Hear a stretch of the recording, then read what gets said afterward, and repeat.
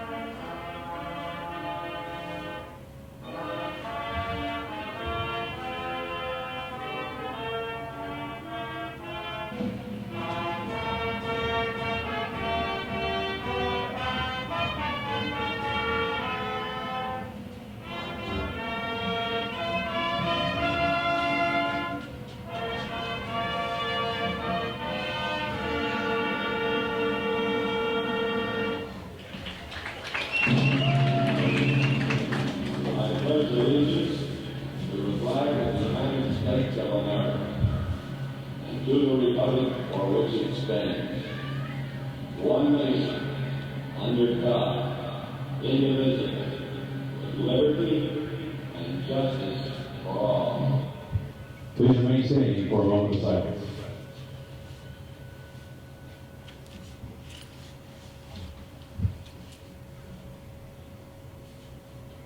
Thank you. Thank you.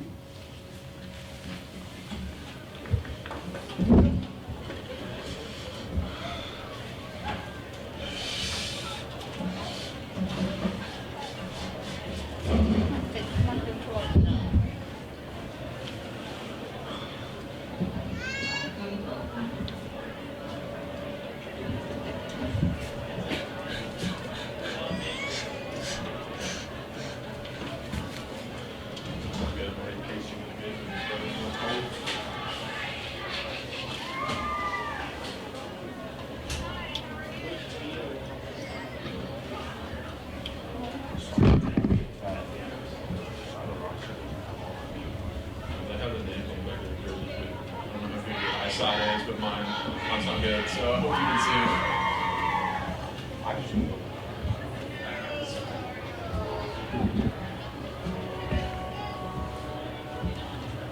Scoot by you. I won't bother you again. There we go. Let's see if I can figure this out. It's going to get super.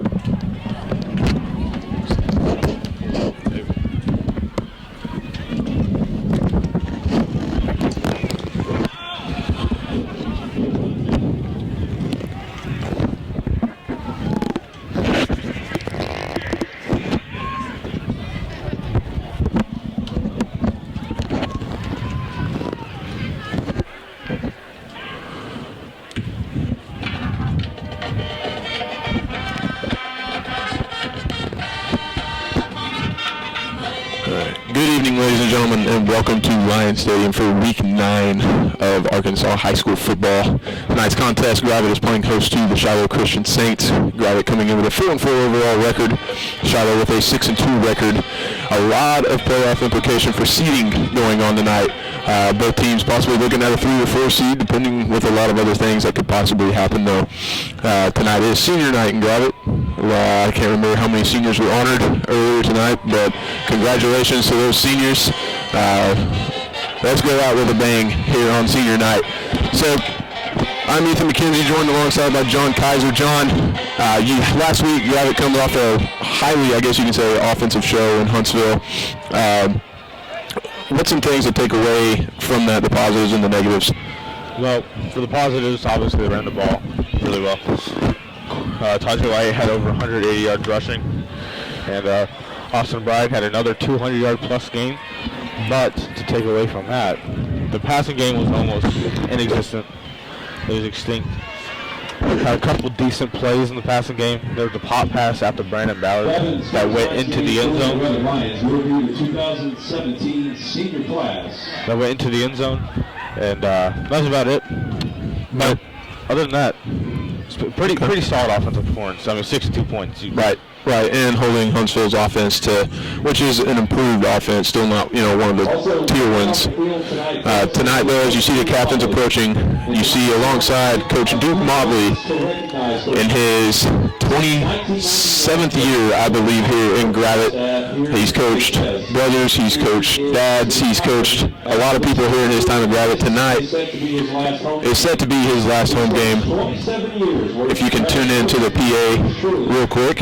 You are a strong piece of the fiber of our community, and you will be greatly missed. Thank you so much for your impact on so many of us. First, let's stand up and give Coach Mobley a great big hand.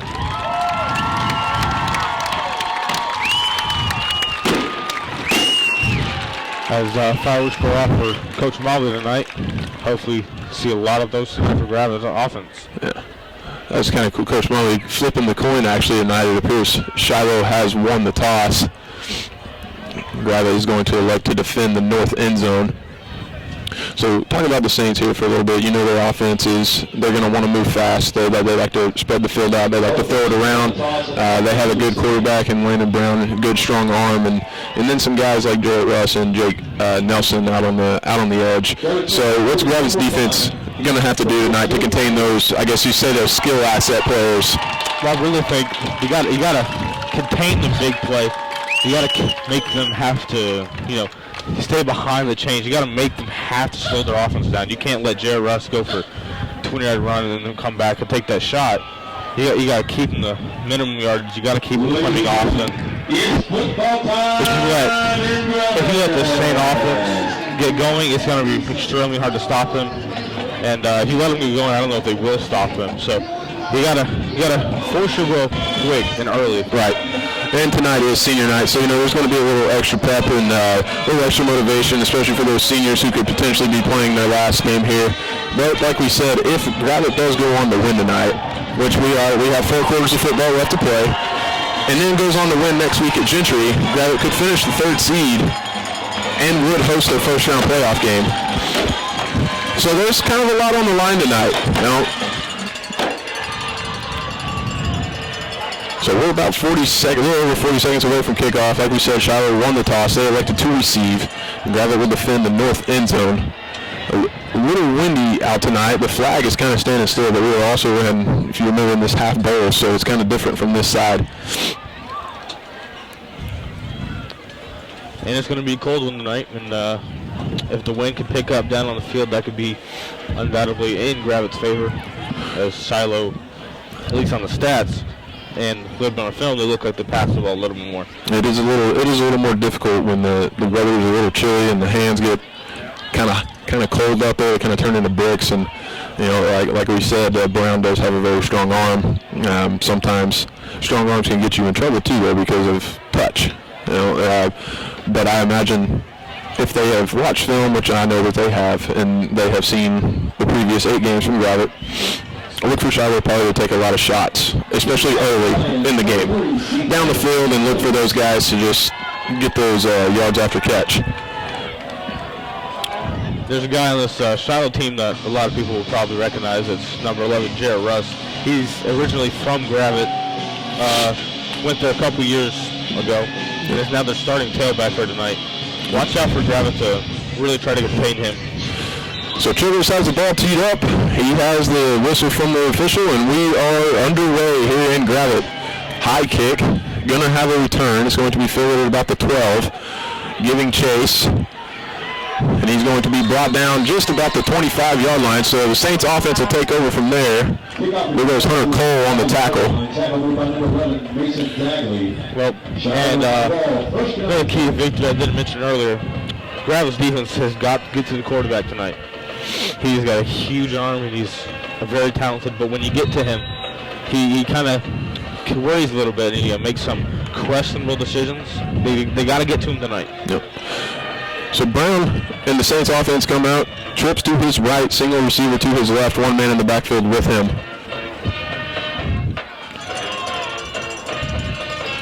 Brown is going to take the snap. He's going to open it up and hand it off, trying to get to the outside. That's number 28. We got his car on the carry. Caleb Carr was the ball carrier for the Saints. So one play for Shiloh, a good gain of 12 yards, and they're moving the chains. One play, first down, and they line right back up. So now Brown kind of in a pistol set. That's Carr lined up directly behind him. Brown is going to take the snap. He's going to hand it off to Carr again. This time Carr is going to break one tackle, but then Mormon, and I believe that is Big Bailey Suway. He's going to gain about 1. Gain about 1. Tackle made by Suway and Mormon. It's second down 9.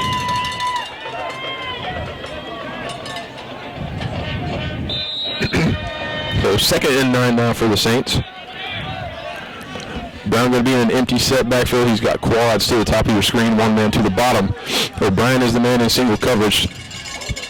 Brown is going to look that way towards single coverage, looking for a double move. Grimes in his face. Brown's going to scramble away. Now Soule giving chase. Berger there for a completion, short completion. Good job by the Gravett front getting pressure. Good job by Landon Brown, too, escaping it and getting what they can. So third down for the Saints. Good job of the Gravett secondary staying home. Just saw that sack probably about to happen. Yep. Brown was looking the whole way, too, with that single receiver, looking at a double move. Great job by O'Brien to stay disciplined. So twins to each side now. Brown's going to have one man, that's Carr, with him in the backfield. They're going to look to draw off sides, and they are going to get Seth Spencer. So free 5 yards for Shiloh. And that's something Gravett can't do tonight.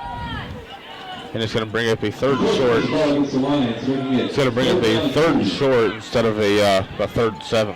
So now Shiloh really can do whatever they want here, pass or run. And Gravett's defense got to stout up and force the punt. So free 5 yards for Shiloh now.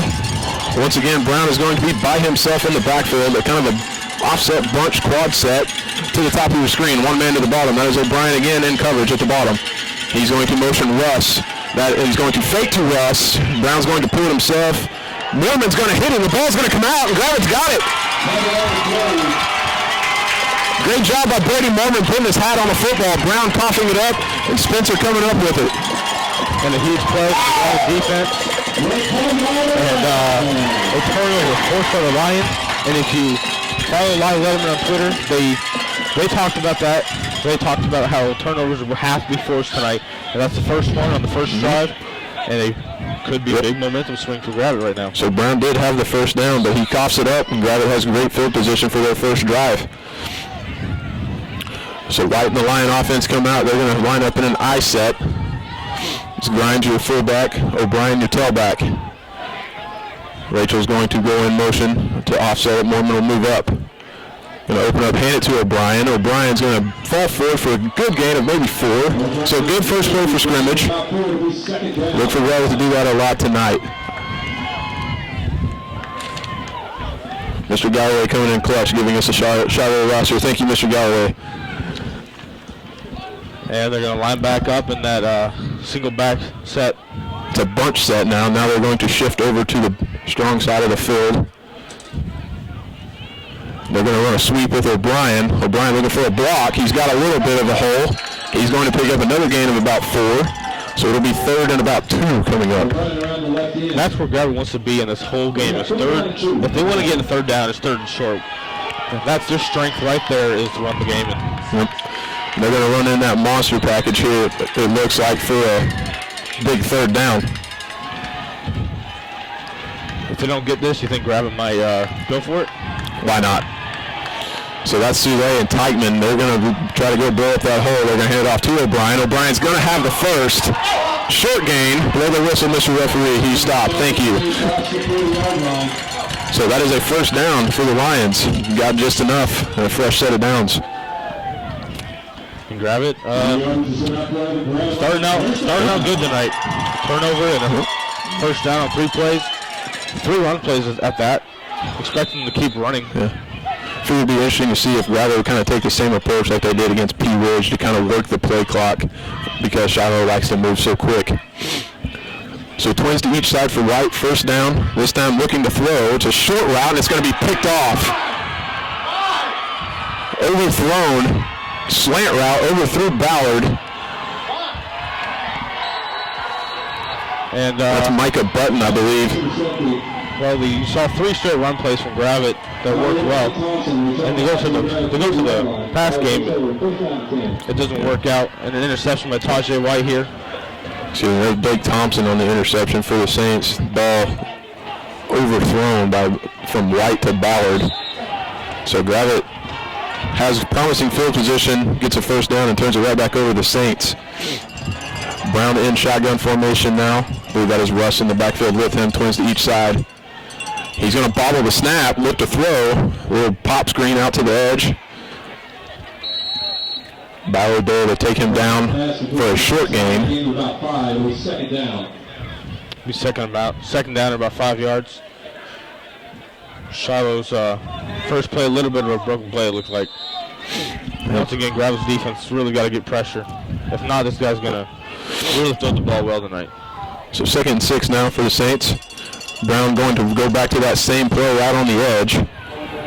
Teichman, Mormon there to force him out of bounds. So it's going to bring up another 3rd down for the Saints. It's 3rd down. And this is about that part of the field where if Shiloh does not get it, they will probably go for it as well. I don't know if they got a kicking game or not. I haven't really seen much of it. So look for this to be a two-play. If they don't get this, look for this to be a 4th down. So 3rd and 3 now from the Gravett 37-yard line. Brown going to hand the ball off to Russ. Looking to get to the outside. He's going to lose a yard. There is a flag on the play. Loss of 2 on the carry. It's away by Teichman. So Teichman stops him for a loss, but there is a flag. Flag comes in a little late. It is against Shiloh. After the loss of 2, I will imagine Gravett will decline it. And looks like Gravett will not decline it. We'll bring up 3rd and long at about the... No, it appears... Okay, now there's some confusion going on. Okay, Coach Harrelson is saying take the penalty. But if you think about it in this way, now if they don't get a first down on this, it is. So 10-yard penalty, and it will remain third down for the Saints. And now if they were to pass the ball and get it incomplete, this could be a punt situation here. Could be. Could be. That's a very reasonable way to put it. So 3rd and 15 now for the Saints. Twins to each side. Brown is going to take the snap, and it's going to be a double pass. Mormon coming up. He's going to throw it up for grabs. Childress is there to pick it off. Good job by Ballard and Childress to stay at home. Shiloh trying to throw in some trickeration, and it's not happening. And 2 turnovers already forced from Gravett. That's something we didn't say when we first got on here, but that's something we definitely talked about right before. 3 turnovers so far, and we are not even 5 full minutes into this football game. Tell you what, I think it's going to be an interesting night. Gravett's offense got to go out there and put some points on the board, though. I expect Gravett to come out here and just try to run the football. Knowing passing didn't work the greatest last time they tried. So that actually probably works out better. That Childress did intercept. So Gravett takes over. It's going to be a sweep to O'Brien. O'Brien breaks 1 tackle. Saints showing good pursuit, though. He's maybe going to lose a yard or get it back to the line of scrimmage. O'Brien loses his cleat, so he's going to have to come off for a play. And Mason Dagley will head into the game. Looks like he's going in at running back. If you watch the end of the game last week, he showed a little bit of his potential at running the football. Childress is going to have to come off the field as well for blood on his elbow. McGrath was just going to call a timeout, I believe. A good timeout here for Coach Harrelson. It may be. Okay, Gravett is going to take a timeout so O'Brien can get his shoe on and clean Childress up. That is a good timeout by Coach Harrelson, I believe.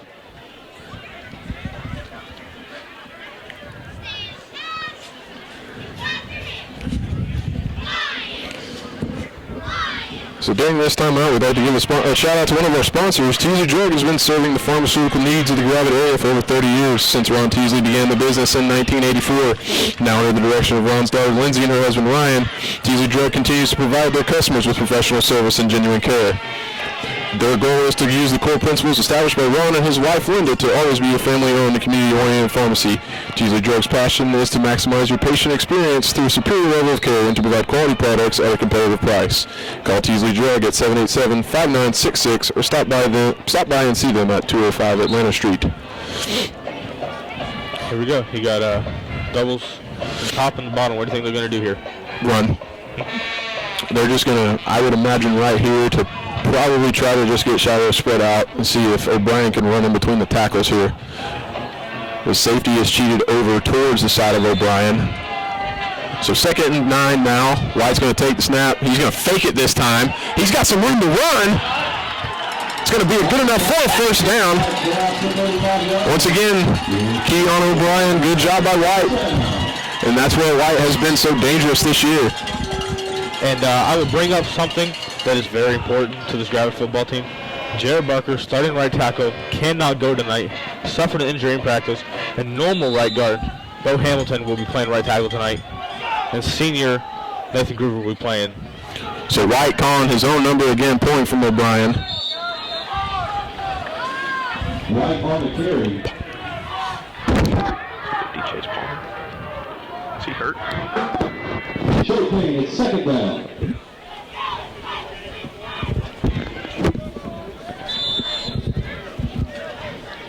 Interesting enough, too, we're looking down the sideline. We see Chase Palmer, who's been a starter on the defensive side, not dressed out tonight. Not sure what that status is about either. So 2nd and 9 again. Grimes going to motion over to the left. White's going to fake to O'Brien again, pull it. He's going to gain 2, maybe, on the run. On the carry, gain about 3. We'll bring up 3rd down for the line. So 3rd down coming up for Gravett. One person that is back this week, though, who was hurt in week 6 against Pea Ridge is senior Brady Mormon. Mormon, who suffered a strain, I believe, to his ACL, was recently released. He brings a little bit of edge back to that Gravett offense and defense. We've already called his name multiple times from the defensive side of the ball. And I expect Gravett probably will pass right here. Yep. So White, this is going to be a design quarterback draw. He's got some room. I believe he's going to be just a yard short, depending on the spot. It looks like he's just outside of a yard. So what do you think Coach Harrelson does here? And I think he will punt the football, but I do think if the Gravett tried to run the ball, I think they would get it. Send in that monster package. That's what I'm saying. This is a big decision for Gravett. And it does look like they will. So it does look like he's going to send out the punt team.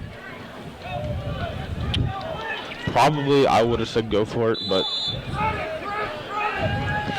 still 0-0 ball game. Yep.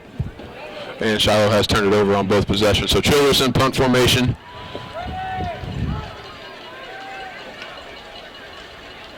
It's a good clean snap.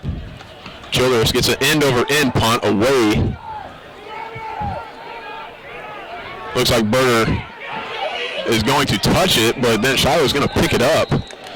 That's dangerous for a Shiloh player. That is dangerous. So decent punt by Childress. Put Shiloh back at about their own 23-yard line. So 4:51 remaining in the first quarter. Already a much tighter ball game than it was last year. At the end of the first quarter last season, it was 23-0 Shiloh Saints. Each team with 2 possessions on offense. Shiloh trotting out for their 3rd offensive possession here.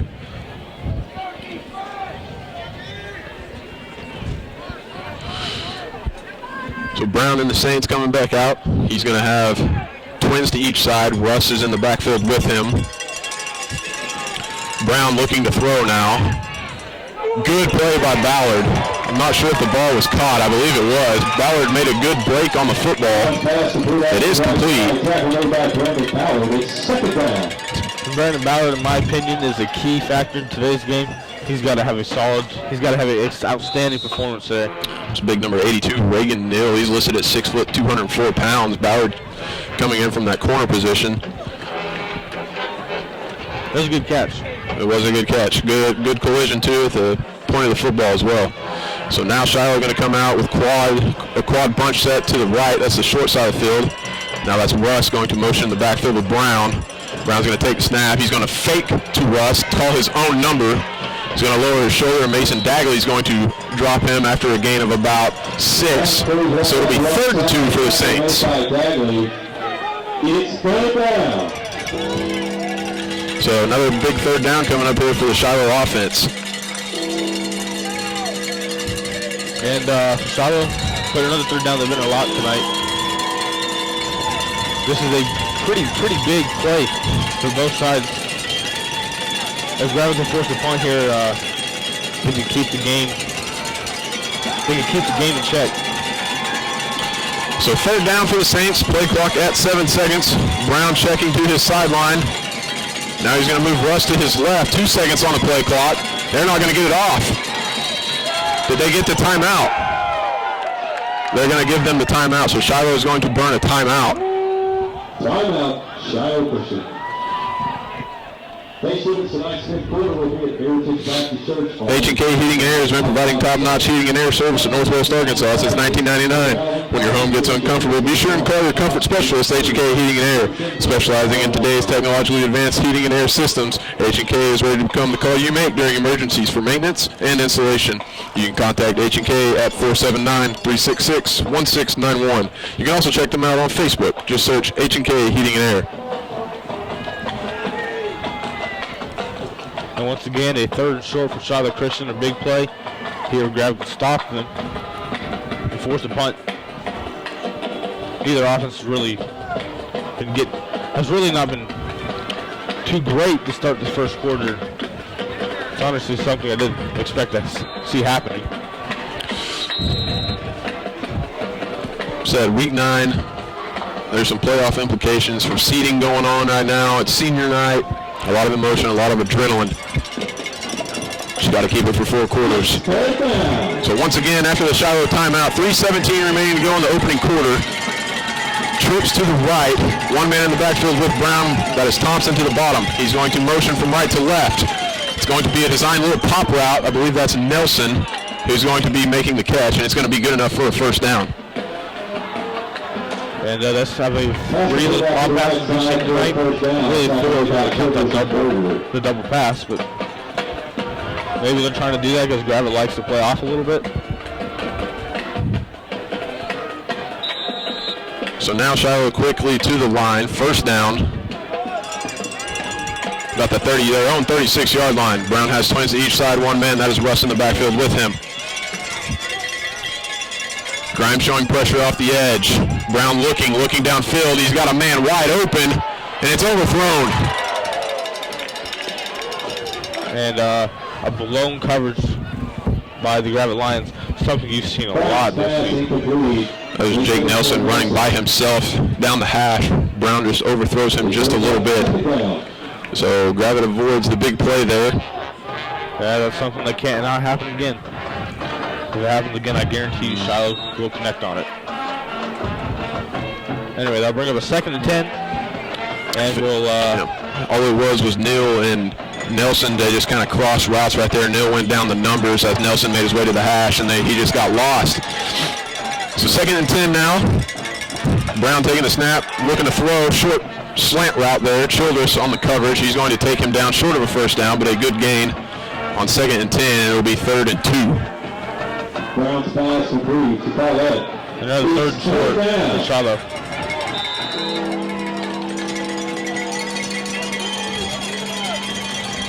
So 3rd and 2 now. Clock at 2:24 in the first quarter.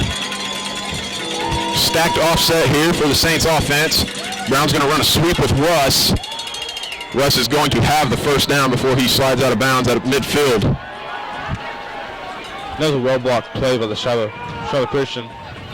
Looked like he had quite a bit of pressure on that right side. Shiloh hurrying now on offense. Twins to each side. Gravett defense getting lined up. Chains are now set, so they're going to be looking to roll. Brown takes a snap. He's looking to throw. Still moving around in the pocket. Still moving around. He's going to break a tackle from Soulé before Mormon comes up. Is going to knock him out after a gain of about 9, though, on the scramble by Brown. They did get to him. Spencer just with that bull rush getting past or getting his man into the backfield, but just couldn't wrap up and bring the quarterback down. A good coverage there by the Lions as Brown he had some time in the pocket before Soulé and Spencer were giving pressure. So 2nd and 2 now. With him out of bounds, so clock is stopped. Mormon showing pressure here off the edge. He's going to come. Brown's going to play it. Bagley there is going to be right there. Another play action pop screen, and this time it's going to be a loss of 1. Great job by Mason Dagley. Dagley, the sophomore, getting some quality playing time this year. A loss, actually, of about 3. That was about that first pop pass that I saw the Gravett really stopped right away. So 3rd and 3 now. Saints inside Gravett territory, the 46-yard line. Brown has Russ by him in the backfield. He's going to take the snap, hand it off to Russ. Russ is going to break a tackle. He's going to be past the first down marker. And I don't know how many 3rd downs Shiloh held to tonight, but they've got every single one. Teigman brings him down. Shiloh quickly back up to that line, though, on every first down. Trips to the left now. Brown is going to roll that way and look to throw. Berger giving chase. Now Brown's going to pull it down. Spencer's going to get a hand on him and force him out of bounds. Gain of about 5 on the scramble. So Brown, that's one thing that Gravett has done well so far. There's nobody open for the most part whenever he is trying to roll. Brown is having to take what he can. Brown not the most explosive runner, but he is picking up good chunks of yardage because of the coverage downfield. Just having to go back and they're having to respect the athletes that Shiloh has out wide. A little surprised the Gravett defensive line hasn't been back there more often. So twins now to each side. Brown in shotgun formation. Now he's going to motion Nelson from right to left. Looking to throw. little tunnel screen that time. That was intended to Russ. A lot of traffic right there. Brown's pass intended for Russ. And this is most likely, I said earlier that it was going to be fourth down territory, but then they ended up throwing a pick. But most likely, if they do not convert right here, this would probably be a play that they run on fourth down. So this is most likely going to be two plays here if they do not get it. So a minute and 11 seconds remaining in the first quarter. Shiloh facing another third down, third and a long 4. Russ in the backfield with Brown. Brown's going to take the snap, hand it off to Russ. Russ is going to break a tackle. It's a foot race now to the end zone. Childress, I believe, is going to get him just short at the 1 yard line. Russ on the carry, knocked out of bounds by Childress. Ball will be spotted on the 1 yard line. 1 yard line now. And just like that, Shiloh Christian is in business. First and goal now from the 1. Imagine it's going to be another dose of Russ. Russ is going to get the handoff. He's going to break another tackle. He's still spinning. Going to wind up going down about the same spot the ball was at. Russ on the carry, loss of a yard with second down and goal. It's going to bring up second and goal here about the 2 or 3 yard line. Finally under a minute here in the first quarter. Brown again going to hand the ball off to Russ once again. This time I think he's going to be stood up again. He's going to get back to the original line of scrimmage at the 1. So third and goal. So another third down for the Shiloh offense. Game clock is about 7 seconds behind the play clock, so I believe Shiloh is probably just going to let this one run out as the game clock is now at 8 seconds. So they'll probably let it run to the end of the quarter, and then they can discuss what they want to do here on third and goal. I believe that is what they will be doing. And that is what they are going to do. And that's the end of the first quarter. Your score, right line 0. Shiloh Christian 0. And that's going to flip the field here. And Shiloh will, when we return in the second quarter, they will be in business at around the 1 yard line. Yep. The Gravett Athletic Booster Club is a proud sponsor of this broadcast and wants you to know there are several ways you can get involved, and one of those is by becoming a Booster Club sponsor. The Platinum sponsorship is $250, Gold is $150, and Silver is $75. All sponsorships of the Booster Club are tax deductible. If you have questions regarding becoming a Gravett Athletic Booster Club sponsor, please call Jennifer Mormon at 479-787-0299.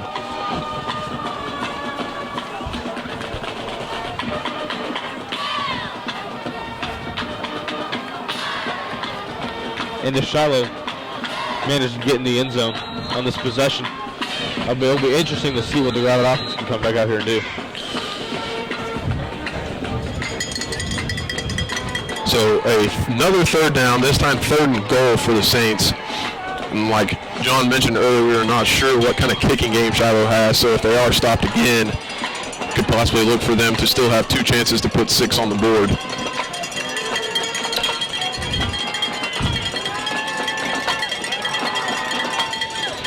This time there's going to be kind of an offset. It's a wildcat look. Russ is going to be the one taking the snaps. He's going to take it himself. I think he's still going to be short.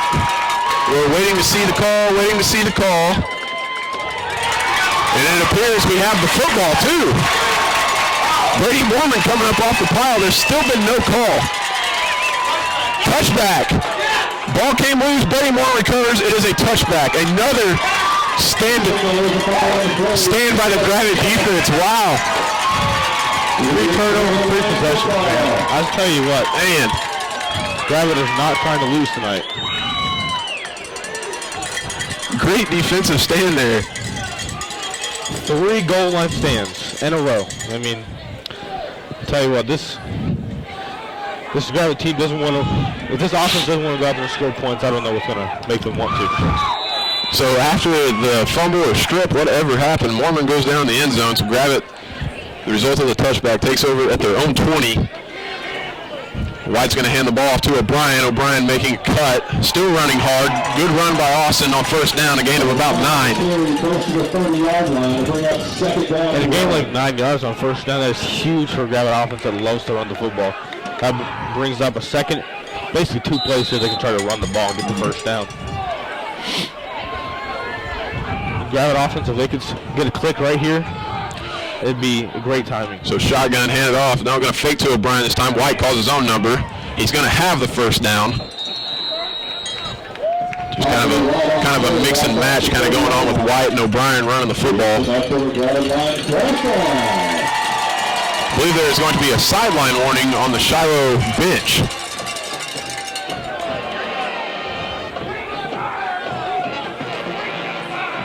Excuse me, no, offsides on Shiloh. Would have been a first down either way, but that's a couple more yards to add on to that. I don't really understand. I saw a sideline warning, and then I saw offsides given by the head official. So either way, we'll take it. First down for the Lions at about their own 31-yard line. Excuse me, 32-yard line. So White now has twins to each side. O'Brien in the backfield with him. Grimes is going to motion into that backfield. Handoff to O'Brien, kind of a counter play. O'Brien lowering his head. He's going to pick up about 6, so a good first down play for the Lion offense. And once again, rather than medium run for first down, brings up 2 plays here for the Gravett offense to pick up a first down. Most likely will both be runs, but who knows, but brings up 2 opportunities for this Gravett offense to pick up that first down. As a run team, you want those second and manageable. So now Gravett comes out in weak set. Handoff to O'Brien. He's going to break the initial tackle, which was in the backfield, and he's going to have a first down. Goodness. Where did he come from? I have no idea, but great play by Austin Ryan right there getting through. Russell Norsworthy, I believe, who just was in there immediately. Yeah, there's a big man to break a tackle from. And that's another first down for Gravett, and they are moving the football. 10 minutes to go in the first half. Going to stay in that weak set. Grimes is your H-back. Going to hand it off to O'Brien again. O'Brien going to fall forward, a gain of about 3 this time. O'Brien on the carry, gain of 3. We're going to second down and 7.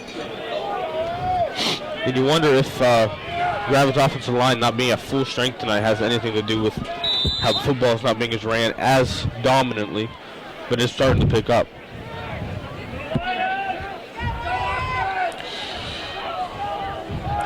So now they're going to go with Grimes in the backfield again at that H-back spot. This time it's going to be a fake to O'Brien. White looking to get outside. He's going to have another first down. Great job by Tajay. He can scoop, folks. So Gravett into Shiloh territory again. The Gravett offense is starting to roll now. Run game's starting to get going, and it's not big plays, but I mean it's enough to get the first down. That's all you want, isn't it? So 1st and 10 now from the Shiloh 46. Twins to each side for White. O'Brien alongside him. Grimes going to motion into the backfield again. Handoff, another counter play kind of for O'Brien. O'Brien keeping his feet moving. He's going to pick up a good chunk of about 4 or 5. That's kind of been a recipe for this drive right now. 4 or 5 on the first play, and then so far it's been first down on the second play. Hopefully not to jinx that right now. But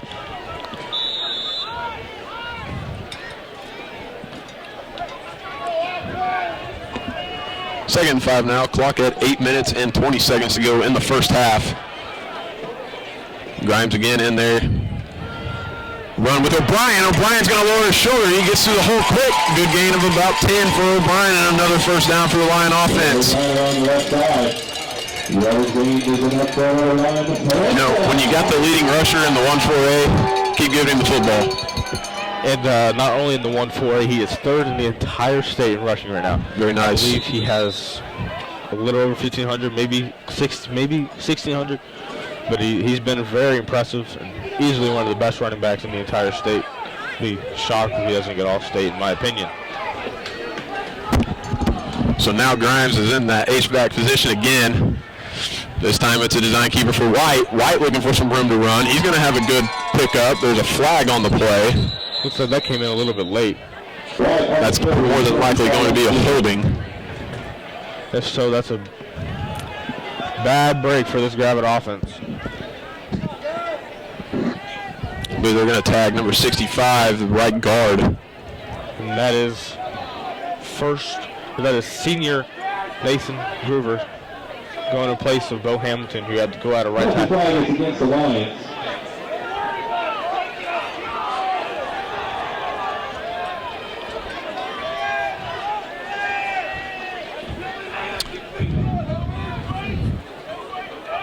So 10-yard penalty, back the Lions up. It'll be 1st and 20 now. 1st and 20 is a lot harder if you're a purely run team like Gravett is. Twins to each side. O'Brien in the backfield with White. It's going to be a sweep play to O'Brien. O'Brien throws a stiff arm. That's a good pickup there on 1st and 20. O'Brien throwing a strong stiff arm right there. So a pickup of 6. First time Gravett's really tried to run outside on a sweep play. And 2nd, 13, though, that's still not where you want to be if you're a run team like Gravett. But nonetheless, solid pickup. You can count that a positive. I expect him to run the ball again, though. So once again, Twins to each side. Grimes going to motion into the backfield. Going to be another handoff to O'Brien. This time he's going to get maybe 1 yard. O'Brien carry short gain. We're going to 3rd down for Gravett. Gravett maybe force the pass in the situation, or maybe try to get Austin a couple yards to get either into 4th down territory or field goal range. I'm sitting here trying to watch the play call going in, see if I can remember what's going on. I believe that's going to be a Tiger. So unless it's changed, trips to the right. White's going to take it, hand it off to O'Brien. O'Brien is going to get maybe a yard on 2nd effort. Tried to pull that tackle across. So the holding penalty kind of ruins the momentum there for the Lion offense. And Chris comes out and most likely will be a punt here. I don't know. White staying on the field. On a 4th and 13, I don't know. 4th and 13, Childress going out. That's Thompson out on the coverage here. Childress to the bottom. So this has got to be a pass. So they're going to probably try to utilize that one-on-one coverage with Childress. He's holding on to him. There's the flag. Thompson holding on to Childress. Like you said, he saw that one-on-one coverage. I knew White was probably going to go to Childress, and Thompson never let go of him. That's going to be should be an automatic 1st down for the Gravett Lions, unless they call something else.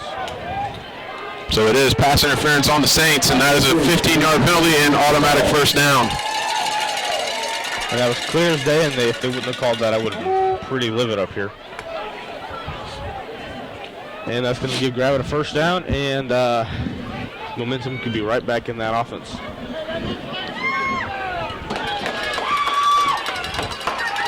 So Gravett now at the Shiloh 20-yard line, and the biggest thing is Gravett is keeping the Shiloh offense off the field, and defense is getting some not necessarily much needed rest, but staying fresh.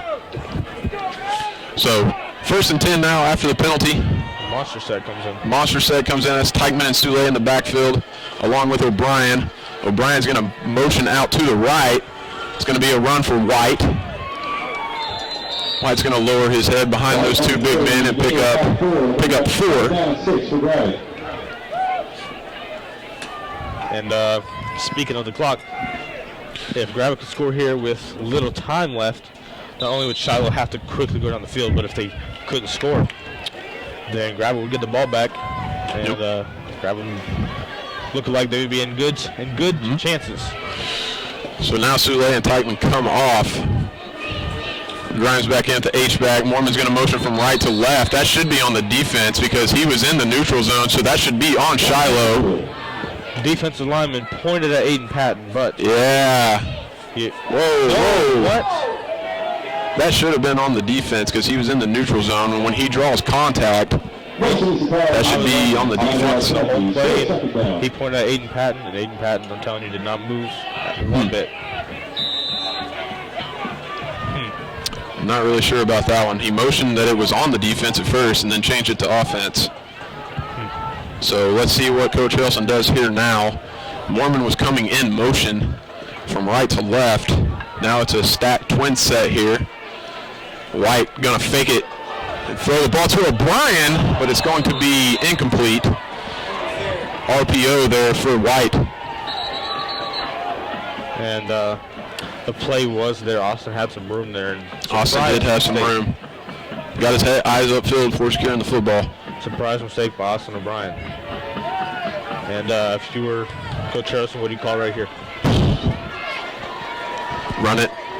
Run it, see if you can get some, because we're, it doesn't really look like there's any wind. Childers can make a field goal from this length.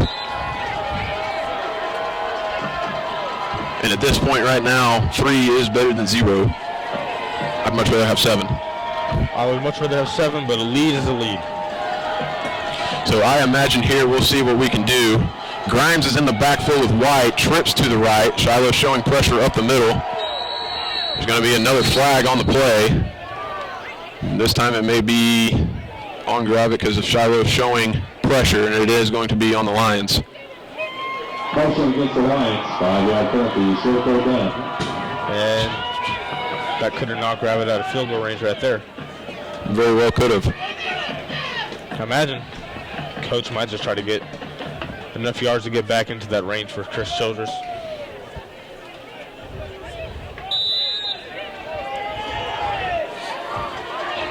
So this will most likely be a throw. Most likely, but White and the offense, they're going to spread it out a little bit. O'Brien's going to motion from left to right. It's going to be a sweep. O'Brien trying to reverse field, and once again, it's going to knock him out of field goal range. Well, it was a throw. Just not the throw I expected. We're going to go for a loss. We're going to first down to Gravett. And most likely the offense will stay out here. Wouldn't be surprised if they stayed out here. And they will. So let's see, maybe try to draw Shiloh offsides here with a hard count, maybe clock running, 4 minutes and 40 seconds to go in the first half. It's going to be a pass.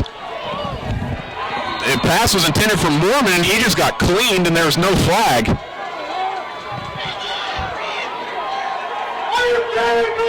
What is going on here? That was clear as day. Pass was intended for Mormon going across the middle, and there's no flag thrown. I'll tell you what, that might probably the clearest pass interference you'll ever get. And they did not call it. Another questionable call here for the officials. So it was kind of a designed pick route right there. O'Brien was supposed to be blocking after the reception was made, but either way, Gravett turns it over on downs. Brown and the Saints offense comes back out, 4 minutes, 37 seconds remaining. He's going to motion a man from left to right. Brown is going to look to throw to the backside now on a tunnel screen. He's got a wall out there. O'Brien giving chase. That's Thompson on the reception, I believe. He's going to go down around midfield, just short of it.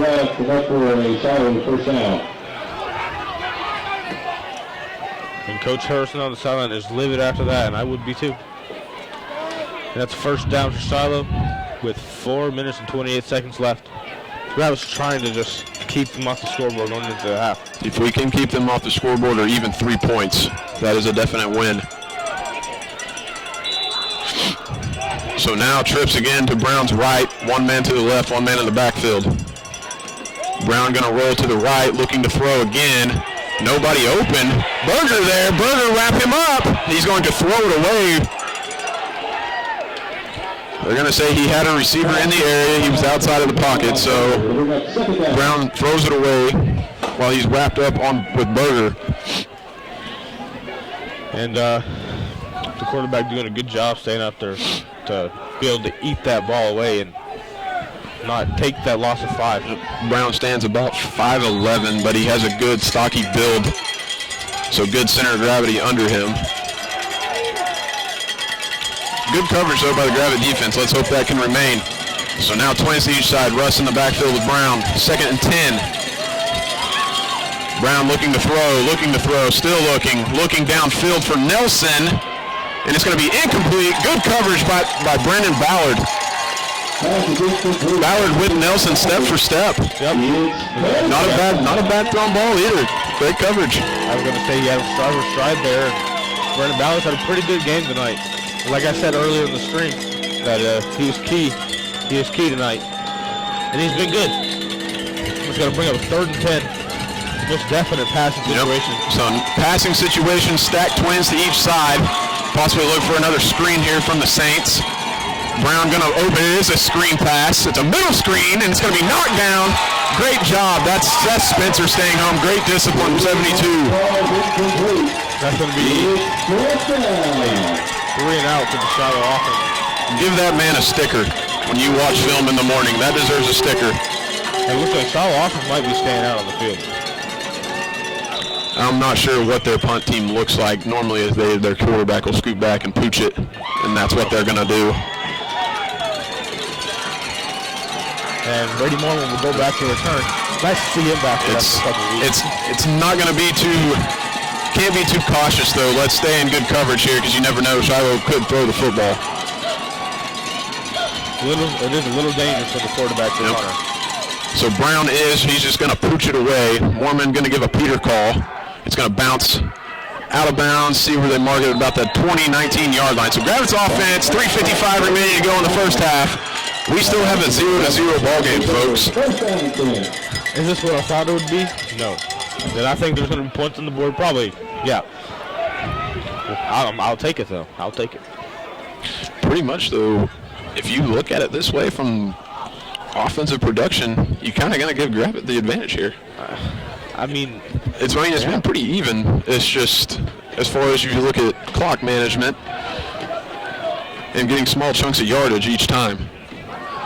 And you wonder if Gravett built enough momentum on the last drive that they're going to carry it into this one, even though it ended poorly. So White going to hand the ball off to O'Brien. O'Brien still looking for that big play. He's going to be drugged down after a gain of about 4. O'Brien on the right side, gain about 4. Bring up 2nd down and 6. And I'm pretty okay with these little chunk yardage plays, and as long as they're keeping Shiloh's offense off the field, Gravett gives himself a chance. Play action this time. White looking deep. He's got Cravens open. Oh! There it was, folks. Cravens was wide open. And the throw was there. A good pass there from Tajay White. Unfortunately, Derek Cravens cannot bring that one in. It was there. And that was I thought that was a very good throw.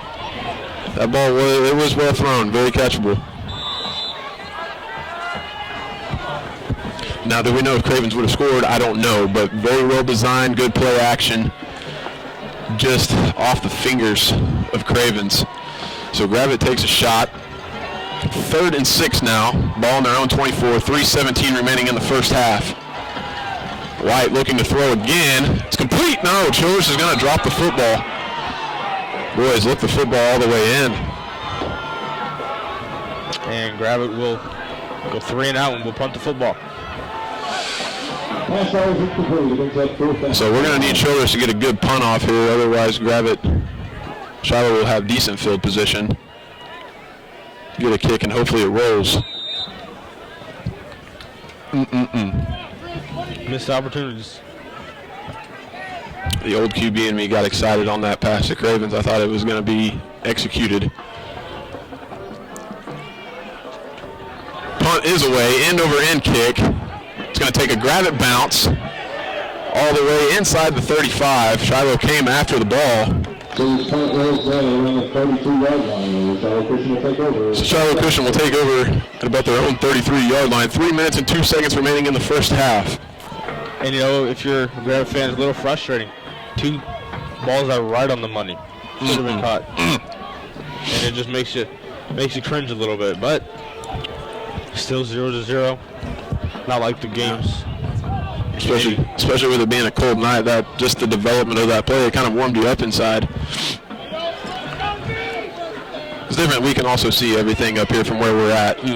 We saw the receiver streak, so Shiloh takes over their own 32-yard line. Just over 3 minutes, 2 seconds remaining in the first half.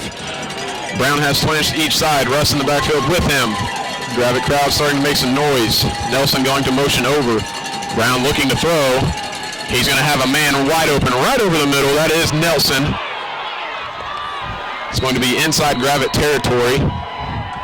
And he beat Brady on that one. I was watching him the entire way, and he just cut across the field and got open. But a big play for the Shiloh offense puts him in good field position. So now, inside Gravett territory at the 45-yard line. Brown has trips to the right. He's going to look, trying to set up a screen to Russ. Russ is going to break it, still looking for a block. He's going to be hit down at about the 23-yard line, so another first down there for the Saints. Screen pass inside the 30-yard line. It's first down for Shiloh Christian. Shiloh moving quickly here. Let's get another turnover here, boys. Gravett defense trying to stand up again and force another turnover here. So trips to the right now for Brown, single receiver to the left. Brown looking towards that trip. Side is tipped! Great job by Berger getting his hand up. And Childress making sure that it is incomplete. You see those tip passes and you kind of hope for just a second. And just a real second. I just noticed something over on the Shiloh sidelines. They got a tent over there with TVs in there. Feels nice over there. But anyway, back to the game. So now again, trips to the right. 2nd and 10 this time. Brown in shotgun. Gonna run a sweep with Russ. There's a hold right there on Spencer. His jersey got pulled. I believe and there is a flag, so they caught it, thankfully. I saw a lot of jersey get yanked there on number 72.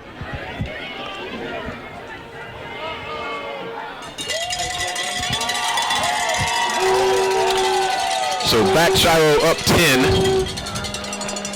And a big break for the Gravett defense. And where's the Coach Harrelson in a film session whenever a flag is thrown? That they got caught cheating. So back them up 10. 2nd and 20 now. Back by the Gravett 35-yard line. Look for another screen or another crossing pattern here. You have Nelson to the bottom. He's been his primary target down the field. Once again, Brown looking downfield, going to air it out. O'Brien in coverage. Oh, there should be nothing there. There should be no pass interference, but they're going to call it. That was a terrible call. Pass ball is incomplete. There's a penalty flag on the field. These refs have been all over Shiloh tonight. That is a no call.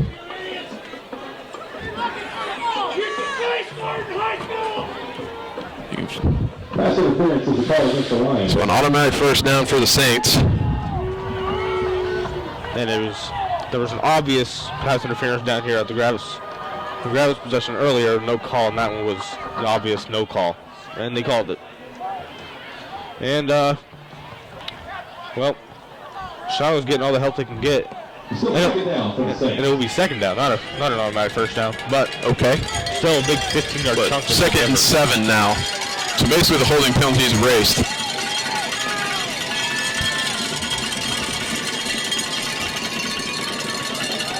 So they're going to reset the play clock now. Twins to each side. Russ in the backfield with Brown. Nelson going to motion from right to left. They're going to fake to Russ. Look, Soule giving chase. Brown going to escape it. I believe Ballard's diving effort kind of got in there and distracting Brown. Like we said, does have a very, very strong arm. And we have 3rd and 7. Soule giving chase to Brown there. So 3rd and 7.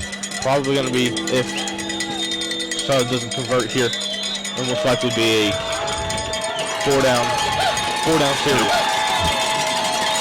2 minutes, 3 seconds remaining in the half. Brown quads to his right, solo receiver to the left. He's going to look that way, and it's going to be incomplete. Sorry, I got a little excited. Intended for Thompson. So 4th down coming up now. Let's see what Shiloh decides to do. I believe they are going to go for it. Big time play coming up again for the Gravett defense. 2 minutes remaining in the first half.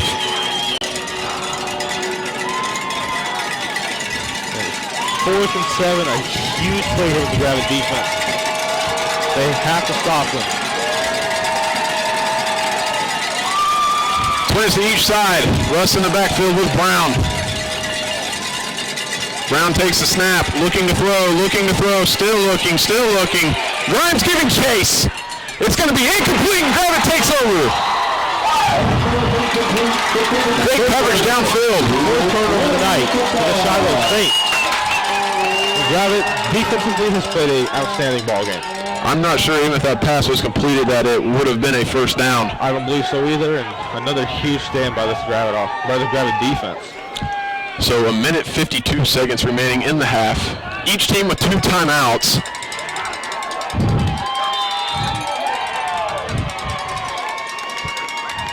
So we'll see what Coach Harrelson decides to do here on the offensive side of the football. If Gravett can come out here and just kick a field goal here, it would be so big going into the second half. I would imagine where you're at on the field that Coach Harrelson sticks with the run game. We just need Tajay or Austin to break one off. So they're going to go back to the run with O'Brien. O'Brien going to pick up maybe 1. O'Brien on the carry. Short gain, 2nd down for Gravett. And the run game hasn't been there so much for Gravett tonight, and I'm a little surprised by that. But an offensive line shakeup could have caused a little bit of problems there. But I do expect the Gravett offense, a running game, to pick up sometime. Minute 20 remaining in the half. This time White looking to throw, trying to set up a screen to O'Brien. Missed a block there. Great job by that linebacker. Preston Hall of the Saints. And now Shiloh is going to take a timeout. Loss of 2 on the play. We're going to 3rd down.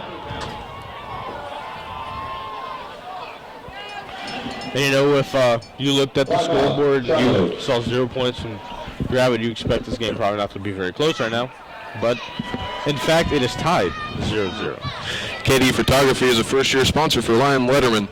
Owner Kim Durham has a completely laid-back and relaxed style and loves to have fun with clients. She believes that your session should be fun and spontaneous.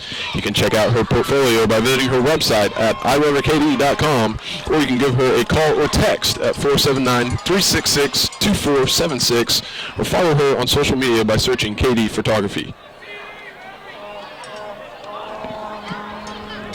Well, what do you think Gravett's going to do here?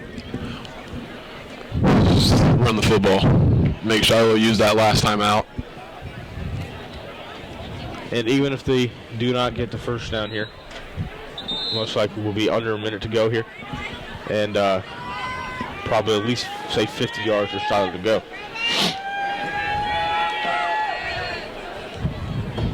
So 2 tight ends that it looks like. White in the backfield all by himself. Shiloh has 7 men in the box. Once again, looking to throw. It's going to be out to Rachel. It's going to pick up not enough for a first down, but it will pick up some positive yards. But it is out of bounds, and that's the unfortunate thing, because that stops the clock, and Shiloh gets to keep their timeout. And Gravett will punt again. A 3-and-out, but still just 1 minute and 3 seconds to go, and Shiloh with 1 timeout. Look, Chris, to try to really boom this down there. I imagine Shiloh will be coming after it once again as well.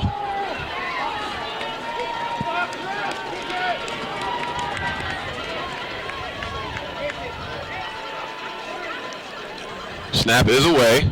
They come after it and they block it. And then punt, scoop, and score. Shiloh in for 6. And like you just said, they're going to bring it, and they did. They couldn't block it. Childress took entirely too much time to punt it. He knew they came after it the last time. He's got to get that away. And that right there is a huge momentum shift for this football game.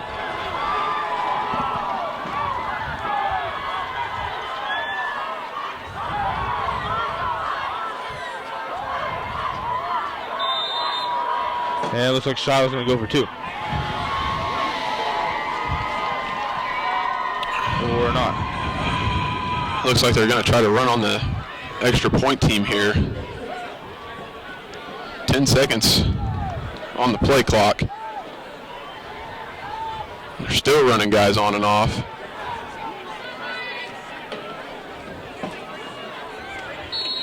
And it is going to be a delay of game.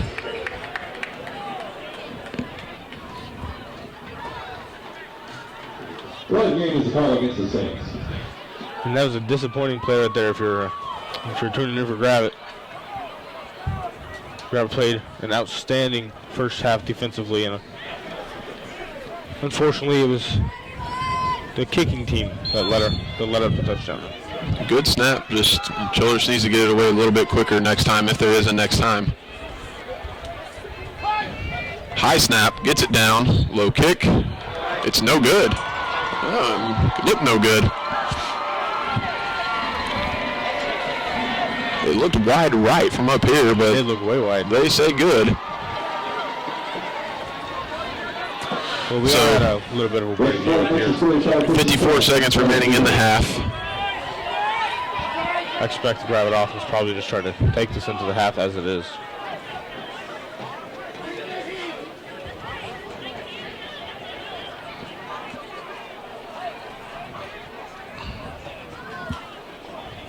Yeah, I'm still shocked with the last punt. Chris Childress, they had brought it and almost blocked it. I'm surprised that there was some more urgency right there to get that ball off. Yep. Because normally that guy that comes off the very edge, they leave him alone because of the angle he has to take.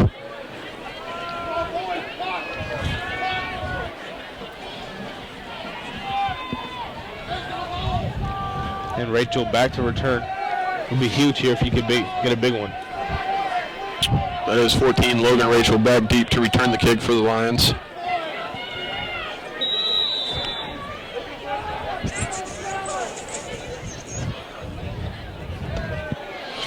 I believe it's going to be taken by the up man, Cravens. Cravens going to fill it about the 12. Looking for some room to run before he runs into, it's number 6, Josh Rhodes on the tackle. 48 seconds left. I don't believe the Lions will go out here and try to put up points. I believe they're trying to play for halftime. 48 seconds remaining in the half. After the blocked punt and the scoop and score, Shiloh holds a 7-0 lead.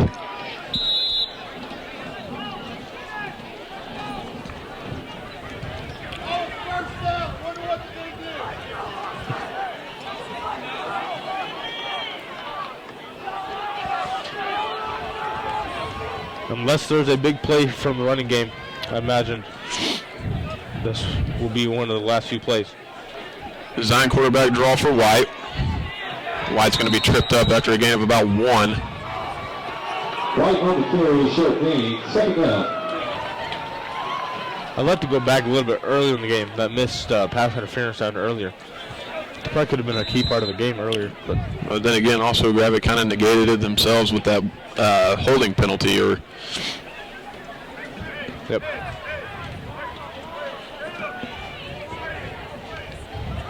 Handoff to O'Brien. Nothing there. Trying to reverse field. Nothing there either. Loss of about 1. So I believe that is going to bring us to the end of the first half. O'Brien on the carry. So at the end of 2 quarters, it is the Shiloh Christian Saints 7, Gravett 0. Gravett to receive the second half kickoff, though, when we come back for the second half.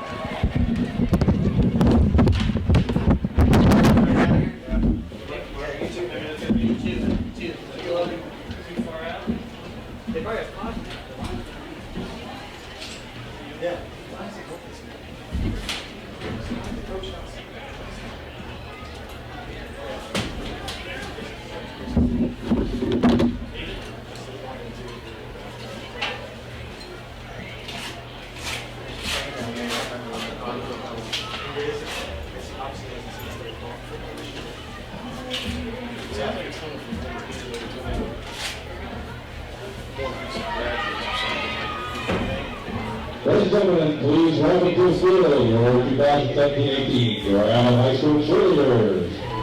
In honor of senior night, tonight's flyers will be the seniors.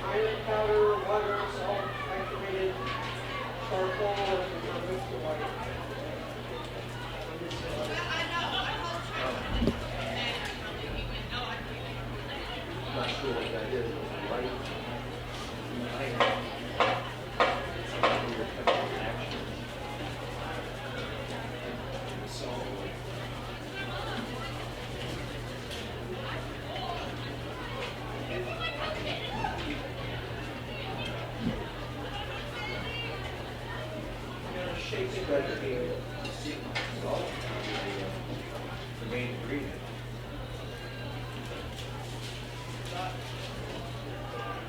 This is the iron. This is the first one. So it works.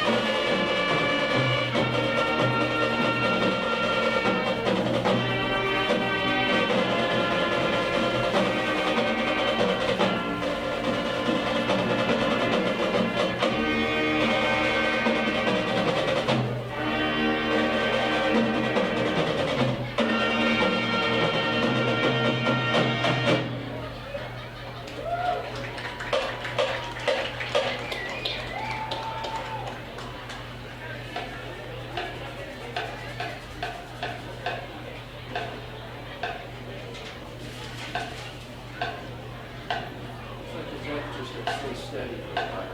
Nice. Not going to take a drop until. Not going to take a real drop until. That's nice.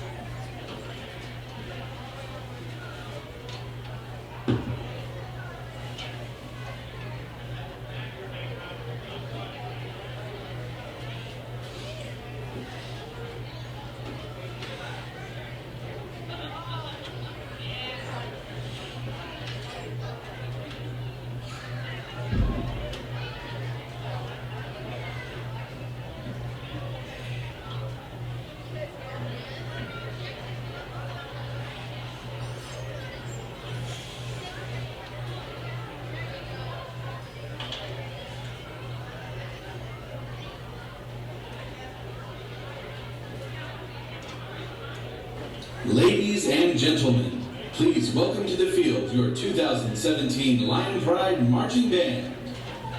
The band is under the direction of Aaron Ray and Mark Hendrick and led onto the field by drum major Noah Holt. Tonight we take a moment to honor your 2017 band seniors: Tiffany Bradley, Brooke Brazel, Harrison Brown, Wade Dunnan, Grayson Fordyce, Haley Graves, Hannah Graves, Dane Hilger, Noah Holt, Maddie Juarez, Jenna Milligan, Isaac Moss, Kelsey Eustel, and Jared Ross. Thank you, seniors, for all your dedication, commitment, and hard work over the many years. Our program has continually improved because of you. And now, please enjoy the sights and sounds of the Lion Pride Marching Band as they present their 2017 show entitled Enigma.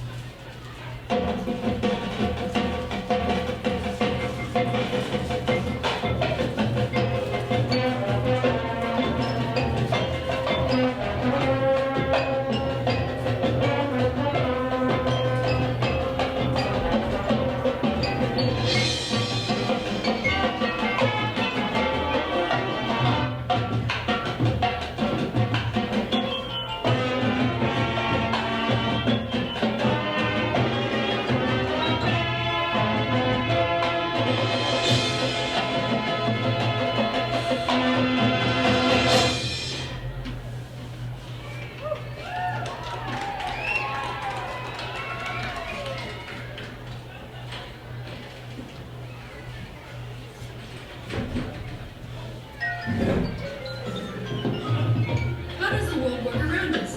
What makes it apple fall when an airplane fly? Through science, mankind has sought to answer the enigma.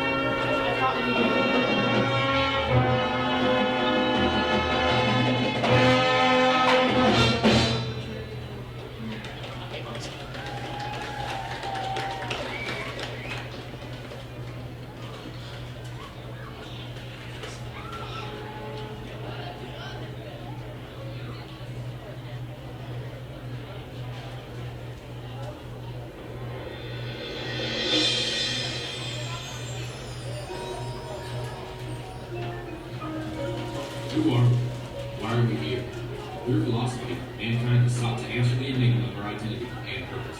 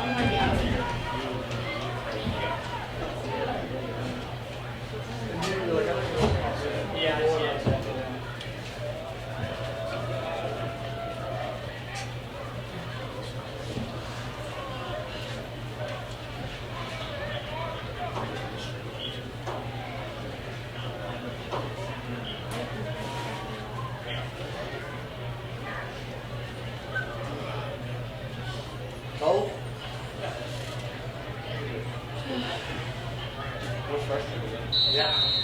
Yeah. It's tough right there at the end. I mean, you're going to try for 7 nothing to the score in the first half. I'd be fine. Yeah, but not if you watched it. So how are you going to do playoff games?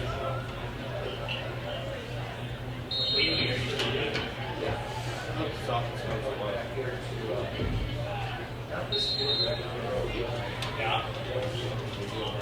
So all 3, 2 games. 6 first.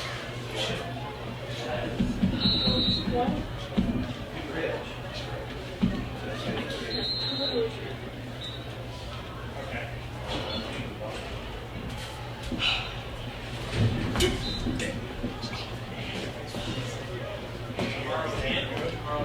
No, not in the morning. I won't be in the evening. I went this morning, set the tree for a little bit. Started going like this. So about 8 o'clock. You're out with it. My dad.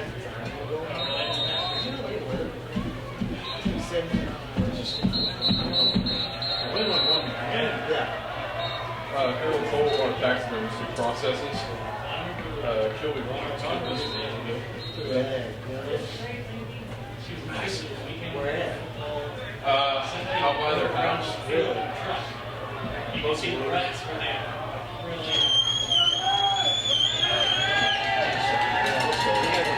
Let's go. No, I actually have to work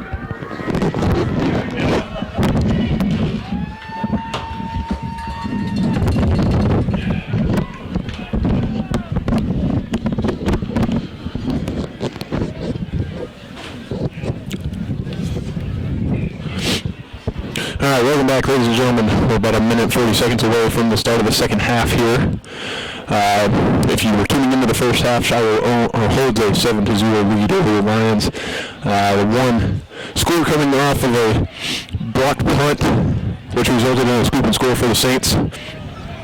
Gravett offense has driven into Shiloh territory multiple times, unable to capitalize, negated by a few silly penalties, I guess you can say, and just couldn't overcome that. So for the second half, Gravett will receive second half kickoff.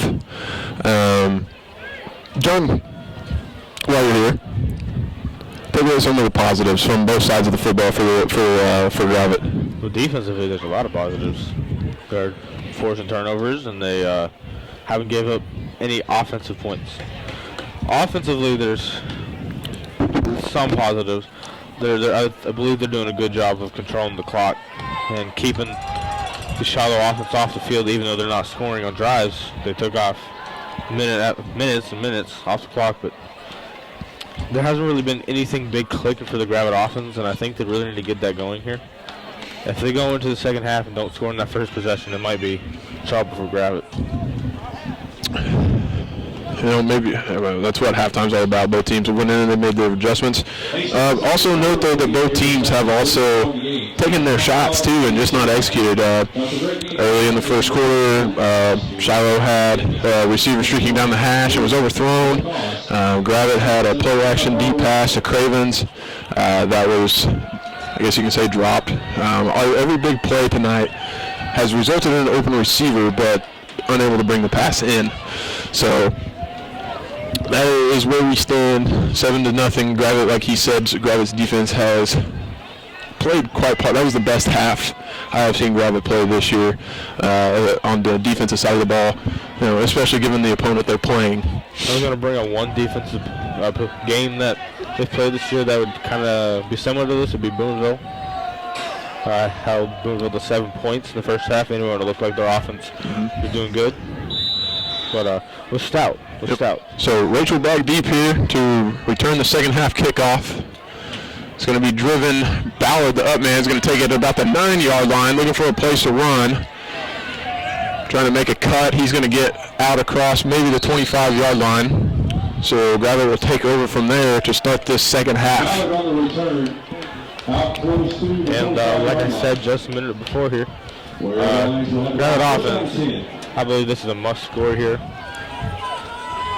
Down 7-0 already. They got to go down there and put 7 on the board. They got to match it. I believe they don't. Shiloh might come out here with all that momentum. And a two-score lead in this type of ball game could be a dagger. Could be. But I look for Gravett offense to build some momentum right here. You know, there hasn't been that big play from either team, and maybe it comes here. Yep. So White in shotgun, O'Brien in the backfield with him. It's going to be a handoff to O'Brien, trying to run that counter again. Nothing there. Gain of maybe 1 for O'Brien. That Shiloh run defense has been outstanding all game long. You wonder if Jared Barker not playing tonight could have affected that with a inexperienced, well, I say inexperienced, even though he's a senior, but inexperienced right guard in Nathan Gruber.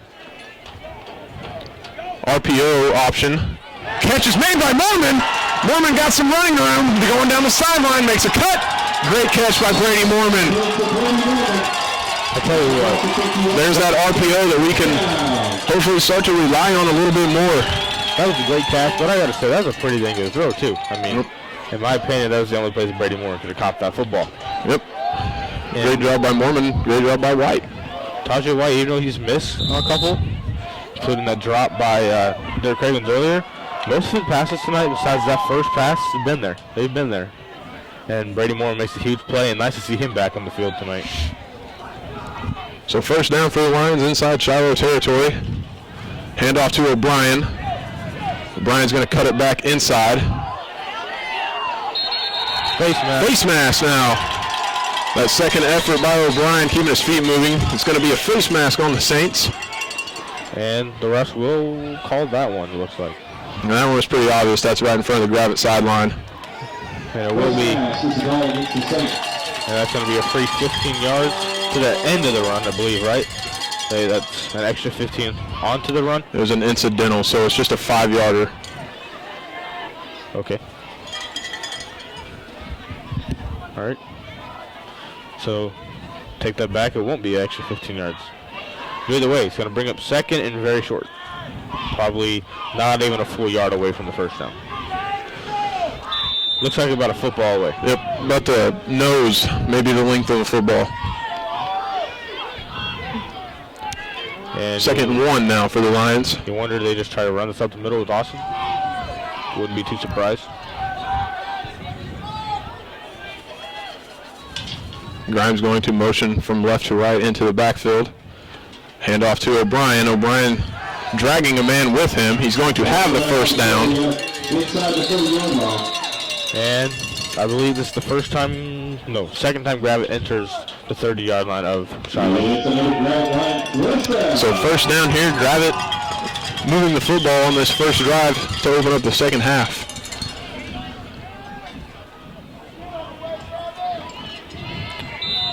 Gravett goes again in that little no-huddle package, or no-huddle scheme that they always run. It's going to be Colton Grimes up at A. Twins to the left, O'Brien in the backfield with White. He's going to motion Grimes from right to left. Take the snap, fake it to O'Brien. He's going to pick up maybe 2 on the play. And I think if that ball goes to Austin, he could have picked up a little bit more yards, but either way, at least it's not a loss on the carry and decent pickup. About 1 or 2. Bring up about second and 8. So now trips to the right side. White and more like a pistol set. He's going to fake it to O'Brien, looking to throw again. RPO option, nobody there. I believe he was probably looking for Logan Rachel maybe right there. Logan Rachel was the closest to him. So third down now for the Lion offense. That's going to bring up about 3rd and 8. And most likely a passing situation here for Gravett. And seeing how guys have gotten open today, even though they haven't caught the football, I'm not too worried about the passing offense right now. I feel like it can get it done. So trips to the left now. O'Brien in the backfield with White. Ballard to single man. White looking to throw. Throws into coverage. Fortunately drops helplessly to the floor. Harrelson's going to run shoulders out to attempt a field goal. And this is going to be about 45 yards. No, wait. About 42 yards probably. Yeah. Be about a 42-yard field goal try here for Chris Childress, a long one in a cold night. But a good field goal here could bring this offense to life a little bit. And so let's see if Childress can put this one here. It's in the middle of the field. Snaps down. Kick is not going to be enough. It's going to be short. And it is well short.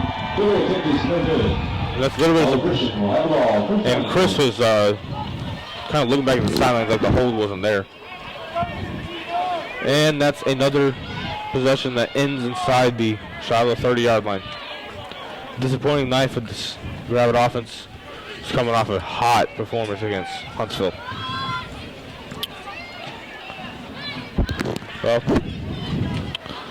now it is a must stop for the defense. So Shiloh takes over on their own 20 here. Brown in shotgun formation. He's going to hand the ball off to Russ. Soule is there to tackle him in the backfield. Great job by Bailey Soule. Loss of about 2.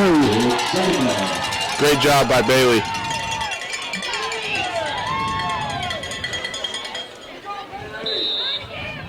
And the Gravett defensive line makes a play right there. And we got to see consistency from them in the second half here. So 2nd and 13 here. Brown's going to have trips to the right. He's going to look to throw that way. Soule giving chase again. He's going to throw it back across to Thompson.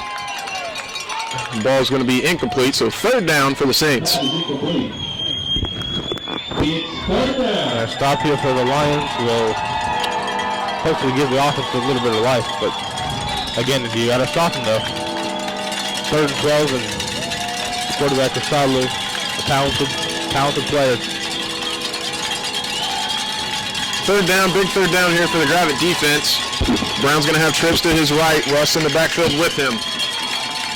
Brown looking to throw, getting a good push up front. It's going to be complete, they say, but about a yard short. And I believe that was Nelson making the reception. It'll be an interesting play call here for Shiloh. To the right side.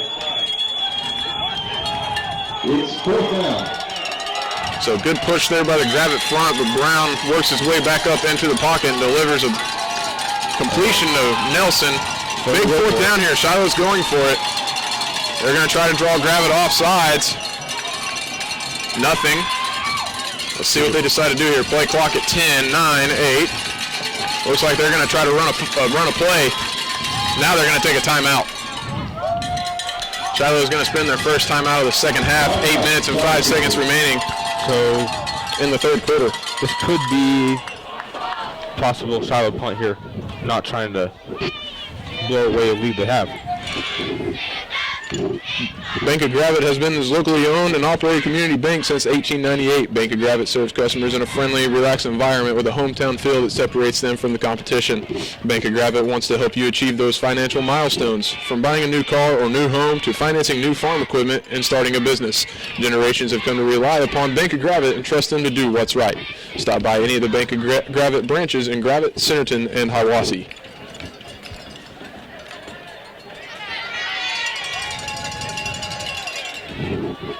And still unknown if Shiloh will punt or not. But even if they line up in their punt formation, still a little dangerous knowing that the quarterback is out there. It looks like they will go for it. And if Gravett can get a stop right here, that would be humongous. So 4th and 1 from their own 28. And the offense is going to trot back out there. Gravett fans trying to make some noise here. Going to hand the ball off to Russ. He's going to be stopped. Great stop by the Gravett defense. Shiloh takes a risk and doesn't capitalize. And that's going to be the 5th turnover for the Shiloh offense. 5 turnovers. You got to capitalize on one of them. And if there's going to be one, this would be the one they would want. So Gravett defense has held their own very well tonight. As you said, Shiloh's lone score just came off that block punt, which was very unfortunate given the time when it did happen. Still a lot of football left to play though. Gravett trails 7-0, 8 minutes, 2 seconds remaining in the 3rd quarter. I think it's unquestionable right now that this defense has really kept Gravett in this football game. So White comes back out in shotgun, O'Brien with him. He's going to fake it to O'Brien, looking to get outside. Going to try to lower his head before he's going to be pushed down. He's going to get a good gain, though, of about 5 or 6 on first down. Yeah, I really do think there's just a matter of time until this Gravett offense does get their rhythm going. And I really think a touchdown here could get that mojo working.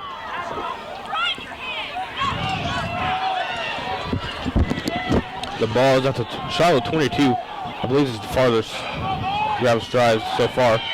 Or Gravett's been in. 2nd and 4 here. White in shotgun formation. He's going to hand the ball off to O'Brien. O'Brien's going to get his burst. He's going to have a first down at about the Shiloh 15-yard line. And the monster step will be coming in.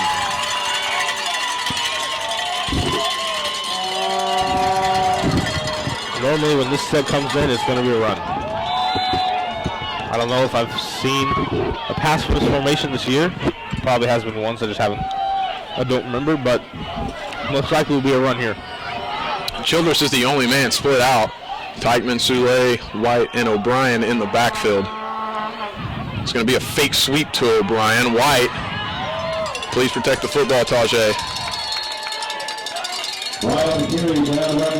It's going to be a gain of about 5. And if Gravett can pick up his first down, that's where Gravett wants to be, a run football team, a physical run football team. They want to get inside there. And the monster package stays out on the field. So monster set, hand off to O'Brien. He's got a hole. He's going to get a second effort, and he's in. Give me some. Crucial BAT attempt coming. And the booth here, I guarantee you can hear it, came to life. Man, I tell you what, this has been a fun game to watch. It has been. I hope it continues to be that way with a happy ending. With the happy. So Childress coming on to attempt the PAT. Gravett puts 6 on. Crucial PAT. Clean snap, holds down, kicks up, and it is good. So 6:15 remaining in the 3rd quarter. And O'Brien punches it in from about 11 yards, and it is Gravett 7, Shiloh 7. And these guys are excited right now, man. When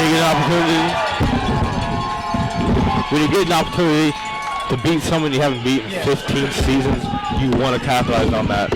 Once again, 15 seasons since Gravett football has beaten Shiloh. Yep, 2002 they walked out of Champion Stadium there in Shiloh, I believe, with a 35-34 win. I attended that game. It was much like tonight. It was cold. A very well played game.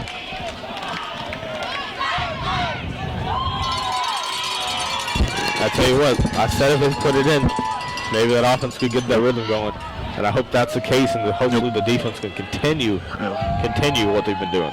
Defense has carried a lot of momentum this game, that is for sure. I really kind of wish we had a replay though, so we could go back and circle Soule and Teichman there on that run, and then obviously notice the second effort by O'Brien to plunge in. So Childress set to kick off. 6:15 remaining in the 3rd quarter. It is a high kick, going to have a chance at a return. Trying to get to the outside. That's Logan Rachel going to stop him at the 15. So not a very good return for Shiloh. Gravett's defense looking to get another stop here. And Gravett is excited right now. I mean, I tell you what, not very many people thought Gravett would be in the situation right now. Now me, I'm a positive person, and I said I thought it would be a good game. So if you're tuning in, you're in for a treat right now, but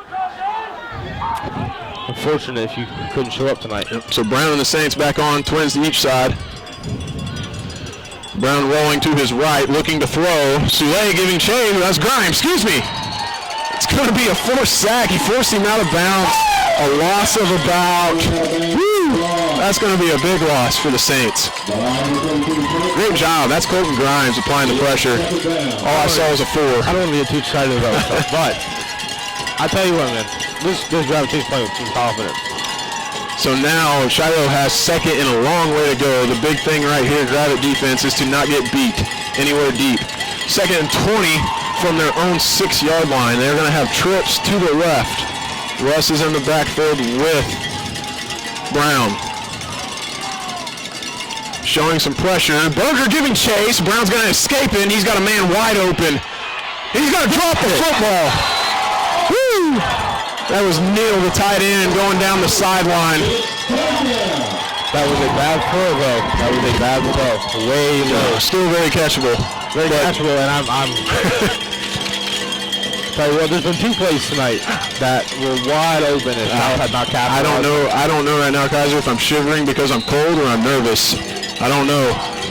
Probably a little bit of both. And the fans here start to chant LDC. If you don't know what that stands for, it's Line Destruction Crew, and it's for the defense. Big third down coming here. Trips to the left. I set up a screenplay. It's going to be incomplete.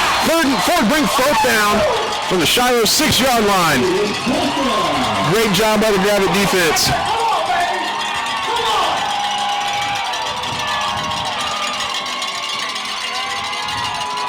And what a shift in momentum since that block punt.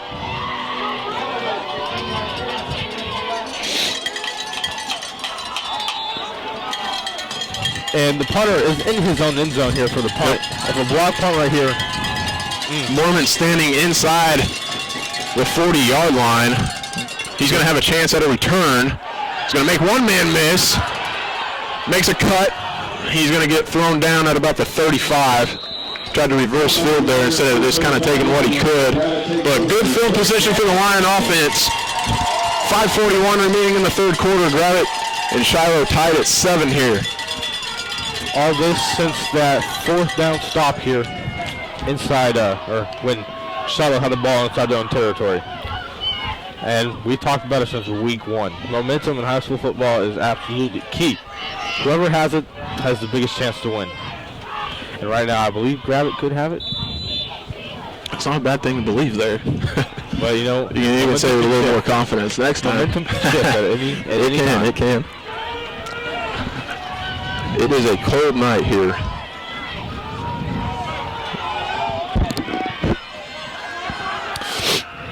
So wide end shotgun, Grimes back there at the H-back. It's going to be a handoff to O'Brien, trying to get outside, being patient, waiting for a block. Then he's going to have to realize he's got to go. He's going to be forced out of bounds after a gain of 2. The lead blocker on that was senior Nathan Gruber, who couldn't find their way to get upfield. But either way, it's still a gain of about 2.5 yards. Yeah. So 2nd and 8 now. Notice how the crowd gets quiet when they're trying to get that play call in. Clock just over 5 minutes. Wyatt is going to be by himself now in the backfield. Grimes going to motion in the backfield with him. Low snap. He's going to handle it. Now he's rolling, still rolling, trying to outrun. He outran the man, makes a step. He's going to be thrown out of bounds, though. Great job by White recovering. Man. And I would like to credit Brandon Bauer coming in down to get a block. To spring Project White free there. And it's going to be about, what, 3rd and 1? 3rd and 1, they're going to send in that monster package. And what could have been a disastrous play. There's a flag on the play. I did not see that. It appears they're going to get White for a face mask on his stiff arm. Huh. Well.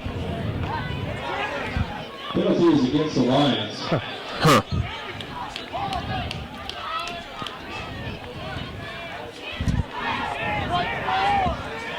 Well.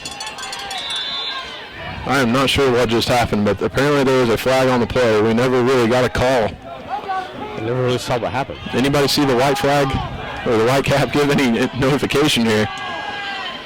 So it's going to remain 2nd down. Going to hand the ball off to O'Brien. O'Brien trying to run behind those big boys. He's going to pick up maybe 2. Third down. O'Brien on the carry. Third down. Still no idea what that flag was on. It didn't seem like it moved him back any farther. Stayed second down at the same spot.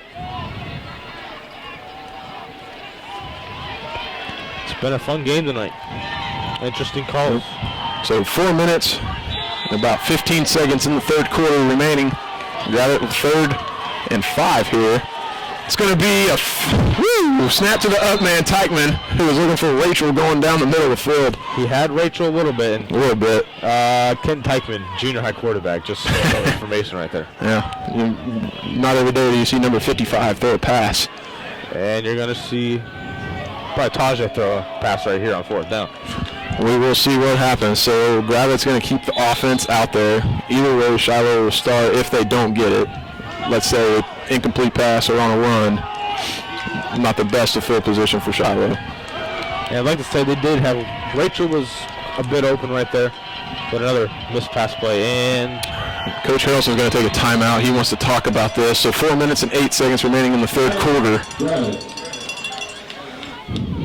From this distance, would you risk a field goal?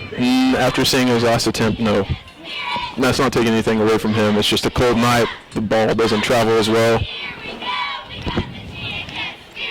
RVS Bank in Gravett is a proud sponsor of Ryan Letterman. The branch is located on Highway 59 South, half a mile south of Main Street in Gravett. RVS has served the financial needs of customers for more than 50 years. Today, that's true in more than 120 communities. RVS operates 16 locally managed, community-oriented banks, each with its own local president, board of directors, and management team. This commitment to our banks being led at the local level is unusual for a bank the size of RVS, but we believe it is one of the values that makes RVS unique. Whether customers are shopping for mortgages, credit cards, personal loans, home equity, or checking and savings accounts, they know they'll get local service at RVS from neighbors they know and trust. Call the Gravett branch at 479-271-1253.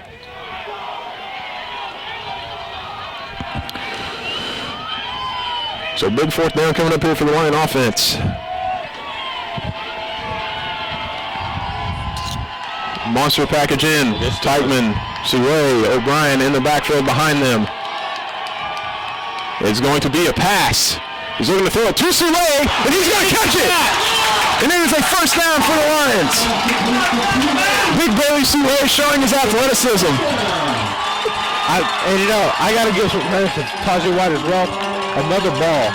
Only place Billy Soulé can get that ball, it is there. And Billy Soulé makes an outstanding play. So, Iron Man. If you don't know what that is, that's players who play off. Yeah. So 1st and 10 now at the 20-yard line. Gravett inside the red zone once again. Last time came away with 6. Let's see what happens. So nobody. O'Brien going to motion into the backfield. It's going to be a sweep toss to there's nobody there to block. Don't really understand the play call on that or what was supposed to happen. At the end of that, I did see a little bit of a horse collar, but Russ won't call something like that. I don't believe it's too hard to see it. But from up here, we get a good view at that.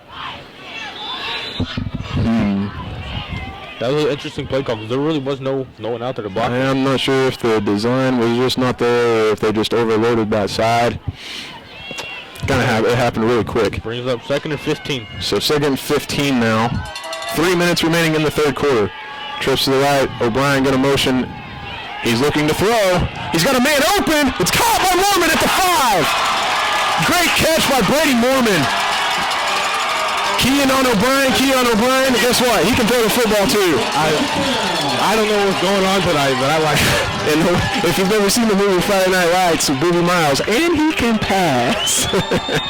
That's what that just reminded me of. Oh, man. It's been a good night tonight. So 1st and 5 now. 1st and goal from the 5-yard line. Excuse me. I would say it's nice to have Brady back tonight. Monster package in. They're going to shift over to the left. Try to kind of confuse this defensive front. O'Brien pushing. There's a flag on the play. Thrown right at the line of scrimmage. Carries it outside the 5, penalty flag on the field. Most likely going to be a holding on Gravett here. I'm not really sure what's going on with that back judge, but he's thrown every one of them. I'm not too sure how you can have a holding on a play that lasted about 2 seconds, but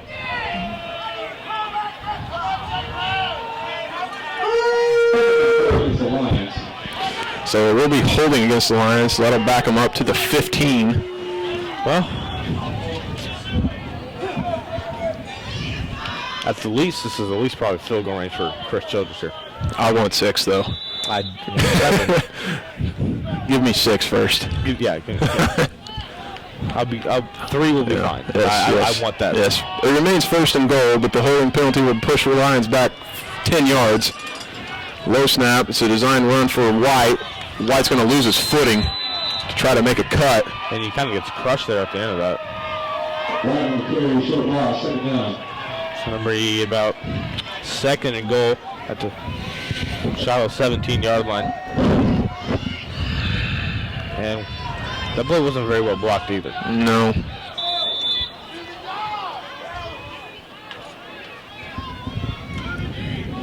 You know, it's shocking how much a holding penalty or something like that can really hurt you on offense. So now Gravett going to go in the I formation. It's going to be a play-action fake. Looking to throw. Intended for Grimes. White kind of left him hanging to dry. Yeah, he was open early. He was open early. You got to hit him a little bit earlier.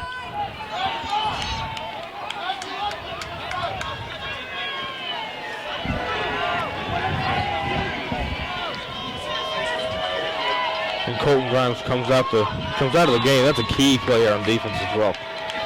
Yeah, Grimes is tough. He'll be all right. Hopefully it's just a one-play thing here. So 3rd and 15. Well, 3rd and goal from the 15, excuse me. And or 17, actually. This must pass here for Gravett. It's tough, man. So trips to the left. White going to fake it. Now he's going to throw it. It's going to be tipped. There's a flag on the play, though. If that's pass interference, it should be a first down. It should be. But the ball was tipped, so I'm not really sure. If the ball's tipped, then it's legal to actually make contact unless he was holding him before the pass. If he was holding him, Get him off the field! Get him off the field! Ball! So they will say it was tipped. so the ball was tipped. So when it is tipped like that, it does mean that contact is legal. But regardless, I saw Bailey Sue get tackled. Holding is a little bit different than pass interference. So Childress is going to try to trot it back out and attempt another field goal. This time it's a little bit shorter. This one will be about 32 yards. Minute 24 remaining in the 3rd quarter. Hold is down, kick is up, and it is good. And Gravett takes the lead with 1 minute 20 seconds remaining in the 3rd quarter. And I know we would have earned 6, but I will take the lead. So after Childress' 33-yard field goal, minute 20 remaining in the 3rd quarter, Gravett 10, Shiloh 7.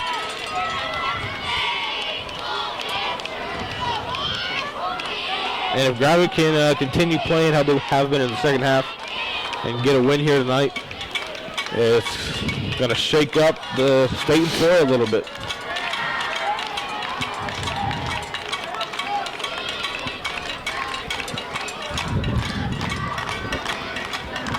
And you know, on Lion Letterman, it was key that they forced turnovers, and I believe it's been 5 or 6 tonight, and it's been very impressive from the defense, and offense finally started to put something together in the second half. Man, that holding penalty, though. I still take 3. I'd rather have 3 than nothing. I'll take 3 as well. So Childress set to kick it away. This time it's a low kick. Liner is going to be taken inside the 5. Trying to get to the outside. He's going to break a tackle before he's going to be forced out of bounds at the 25-yard line. Well, I have a couple unofficial scores here throughout the conference. I got P Ridge 28, Huntsville 7, and it says in the second quarter, so it's probably a little bit behind there. And Prairie Grove 14, Berryville nothing in the second quarter.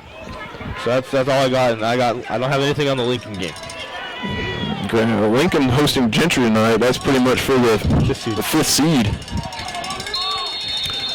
So a minute 10 seconds remaining in the third quarter.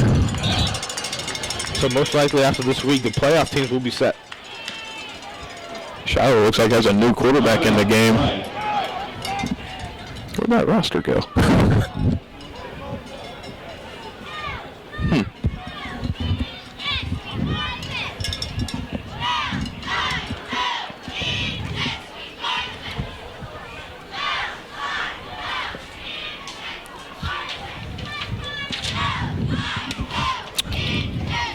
Well, it's sophomore Eli Reese who was in at quarterback. It appeared. Is there any possibility he's related to Connor Reese? They're brothers. And if he's anything like his brother, then must be pretty good then. His brother was one of the best quarterbacks, probably the best quarterback in conference last season. Threw for over 3,000 yards, and I don't know about rushing, but he was a very athletic rusher too. And I think you're right, a new quarterback is in the game. That is Reese. And he's kind of shorter, a little shorter. But I think Connor was a little shorter too. So, twins to each side. Gravett has a 10-7 lead. Minute 10 seconds remaining in the third quarter. Russ in the backfield with him. Reese is going to take the snap. He's going to hand it off to Russ. Russ has a lot of running room. He's going to be tackled around midfield. A player down for Shiloh. Russ on the carry, he's at midfield line. It's enough for Shiloh first down. That's Nelson. Is that the first down of Shiloh in the second half? Could be. That could be big for Shiloh. That's Jake Nelson, who's been their main target tonight through the air, limping off the field. So Shiloh quickly back up on the ball. Reese has quads to his left. He's going to look to throw to the single receiver side. It's going to be caught. It's O'Brien there quickly to take him down after a gain of about 7. Reese's pass complete out to the right side. Gain of about 6. It's second down. And Shiloh's getting something going here on offense, and the defense has got to step through and make sure they stay off the scoreboard.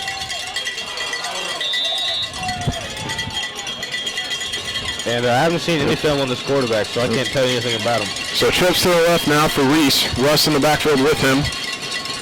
Going to hand the ball off to Russ. Russ bouncing it outside again. He's going to have a first down, taken down by O'Brien inside the 40-yard line. And you would hope momentum isn't going in Shiloh's favor right here, but he still got a chance to stall here, so Gravett defense needs to step up again. So I'm not sure who if we're going to play before the end of the third quarter. 5 seconds remaining in. 3, 2, 1, and they're not going to get a play off. So that's going to take us to the fourth quarter. Gravett 10, Shiloh 7.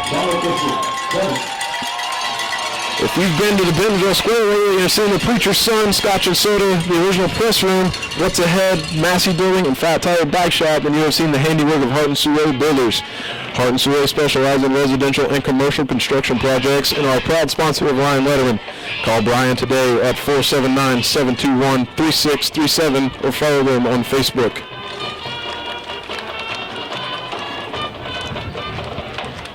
And with a new quarter here, Gravett defense going to try to hopefully force another turnover here, but at least keep them off the scoreboard.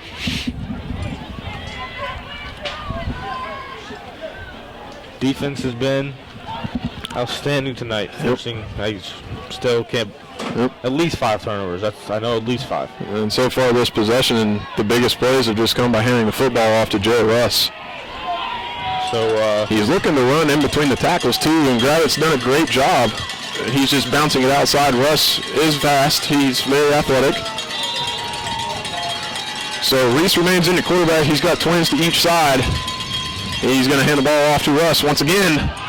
He's going to be upended after a gain of about 2. That's Teichman on the tackle for the Lions. And if Teichman doesn't make that tackle, he looks like he has some space there. It's 2nd down and 7 for Shiloh.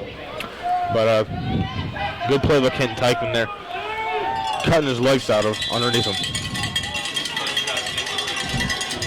So at about a 2nd and 7 or 6 here. Yep. So twins to each side now. Russ up a little bit, so watch for a screen pass here. Reese looking to throw. It's short. Check down over the head of Neal. So it's going to bring up 3rd down for the Saints. And it's going to bring up 3rd and about 7 or 6 yard line. Or 3rd about 7. Most likely a passing down here for Shiloh. But I wouldn't be surprised if they try to run it here instead of a 4th down conversion. This is most likely 4th down territory here for Shiloh. So Reese is going to have trips to his left. Single man to the bottom. Russ in the backfield. Beware of a screen here through the Gravett defense. Reese is going to take it. They're going to try to run a sweep with Russ. They're going to cut him back inside, wrap him up. Soule is there to clean it up after a gain of about 3. He will be short. So they will be short. It is definitely within the side of the field though where Shiloh will go for it. 4th and about 4. What do you expect Shiloh to do right now? If it's a pass, it's obviously short, quick, maybe a screen, or that pop route. Right now, though, I would probably give it to the steady hand and Russ, but he's cheated up a little bit, so he's either going to be on that screen route or in protection. So trips to the bottom of the screen, that's to Reese's right. 4th down here for the Saints. He's looking to throw to the single receiver. It is incomplete! Gravett's going to take over on downs. And that's either a 6th or 7th turnover tonight for Shiloh. And I tell you what, this game has been surprising to fans who are only looking at the record of Gravett right now. Right. And much so, Gravett has not played every team they've lost to. If you look at those records, even Jay Oklahoma has 1 loss on the year, and it's to Gravett. Prairie Grove, 1 loss to P Ridge. P Ridge has not been beat. Boonville's going to win their conference. Ozark, I believe, has 1 or 2 losses. So that's the reason why you play those games. So wide end shotgun, he's going to hand it off to O'Brien. O'Brien looking for some room. He's going to have nothing there. There's a flag on the play. That is way late, so you wonder if... in times like the ref needs to blow the whistle when that pile's going on. There's too much time for jabs and other things going on in there. His forward progress is stopped. Personal foul against the defense. So that moment, I'm a little happy with it. Like I said, I'll take that since obviously it's not against us, but at the same time, and that's on the referee. They have to blow the whistle once they see his forward progress stop. There's just... Because, Austin wasn't going anywhere else.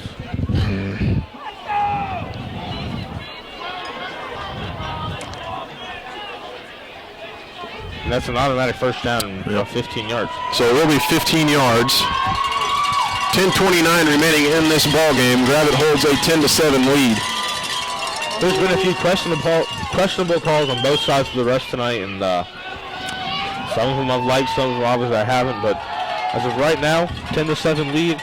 I've been okay with it.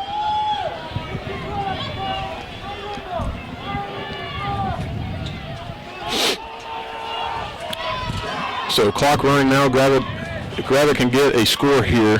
That would be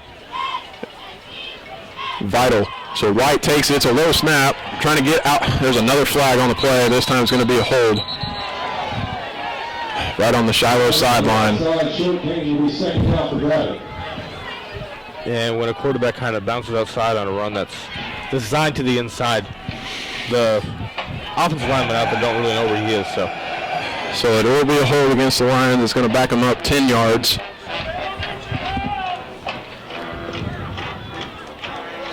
And it's not, obviously you don't want that to be called, but clock's not terrible. As long as they keep taking time off the clock, then it could be.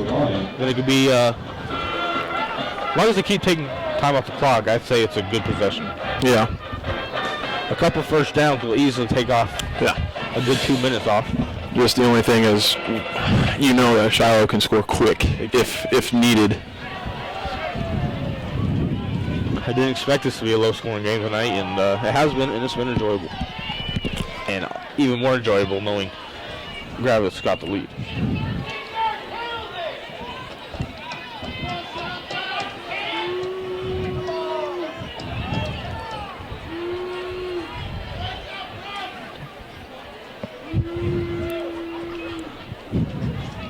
So, waiting to see what's going on. Officials are still talking amongst themselves. Not really sure. It'll be 1st and 20. And 1st and 20 at about the Gravett 39-yard line. I still expect them to run the football right now. I think they want to kill a lot of clock. And running the football, how they're going to do that. Yep. Sule checking in now with that H-back. A little bigger body. Handoff to O'Brien. Second effort.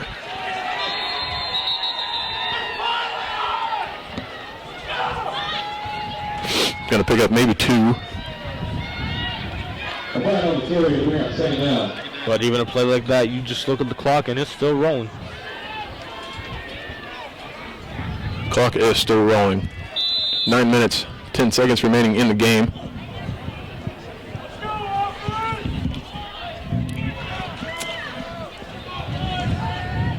And as we bring about second and 19. He didn't gain much back on the last play, but so trips now to the right, 2 to the bottom. White going to be by himself. He's looking to throw. It's O'Brien. He's open. He's caught it. Come on, Austin. Great spin move. Get in the end zone. Great job. Austin O'Brien is in for 6. End zone. Let's go. Woo! Great job by Austin O'Brien. 8 minutes, 35 seconds. Gravett strikes for 6.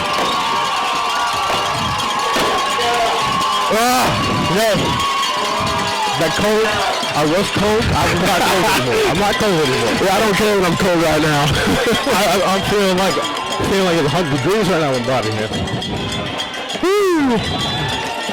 When I saw the one-on-one man coverage with O'Brien, that was in our favor. Good ball by White, and then the second effort by O'Brien to get in the end zone. Childress's PAT attempt is up, and it is good. 8 minutes and 35 seconds remaining in the game. Gravett 17, Shiloh 7. I hate to be the Debbie Downer, but you know how quick Shiloh can score. So defense still got to play. Still got to step up right now. This game got 8 minutes and 35 seconds left, and it's not over yet. Hate to be the Debbie Downer, but still got a football. So a 10-point lead in this kind of football game, you would think this game might. Could be over, but still a lot of time, though. Still a lot of time. Defense needs to keep playing.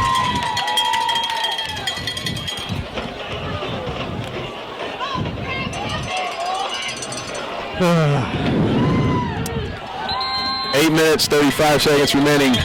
Tell you what, that smile, if they win, they will not be coming off my face tonight.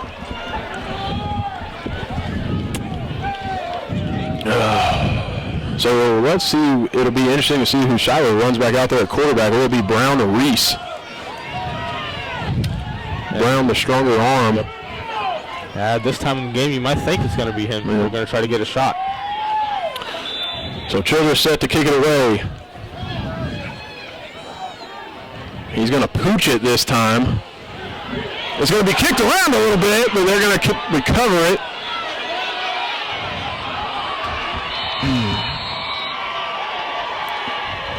That's a big man with the football. That is a big man.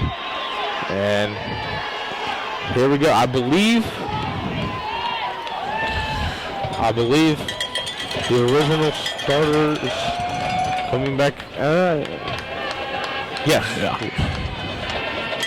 So Brown is going to come back out as a quarterback for the Saints. 8 minutes and 28 seconds remaining in the fourth quarter. Short pooch kick right there by Childress. Returned about 15 yards. So Shiloh takes over at their own 45. Brown's going to have trips to his right. Russ in the backfield with him. They're going to take a shot. They're going to hand the ball off to Russ this time. Russ going to pick up a good gain on first down. Okay, I was wrong. But I do believe they will take a shot on this drive. I think they will take one. Still a lot of time left to go, folks. I believe Shiloh knows that they got to score quickly because Gravett's offense is going to attempt to, slow down or try to run the play clock. So I think they will take a shot on this. Brown has trips to his right. He's in shotgun formation. This time he is rolling to his right, looking to throw. Berger coming in, going to miss him, but he's going to throw it up for grabs. Oh, almost picked off by Dagley. Woo. Man, that was a risky throw by Brown. I tell you what, I would have been so happy up here. I saw two things on that play, Kaiser. I saw a big hit by Berger causing a fumble, and then I saw the ball up for grabs in the air by Dagley. I got to give a little bit of credit to Brown staying up after that hit. That was a pretty big hit to stay up from. So 3rd and 4 now from the Gravett 48. It's going to be a handoff to Russ probably. No, Brown's going to keep it himself. Berger has him, and he goes down for a loss of 2. 4th down coming up for the Saints.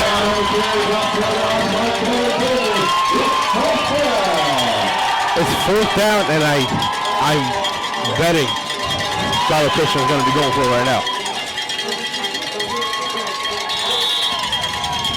And Dakota Lemons checked himself out of the game. He's been a nose tackle basically all game, and he's done a fantastic job too. 4th down and 5 from midfield for the Saints. Brown a little wobbly in his step.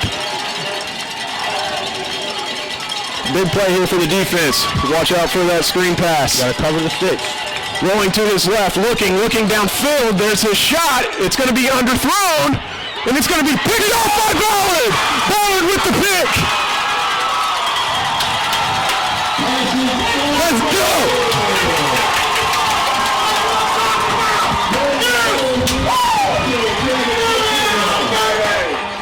We just knocked over our soundboard. We don't even care. All right, we're good. It didn't break. Good. So after Ballard's interception, 6 minutes, 48 seconds remaining in the game. We both said it. Brandon Ballard's going to have that key game tonight. He's going to have the big one, and he has. He's had a huge game tonight.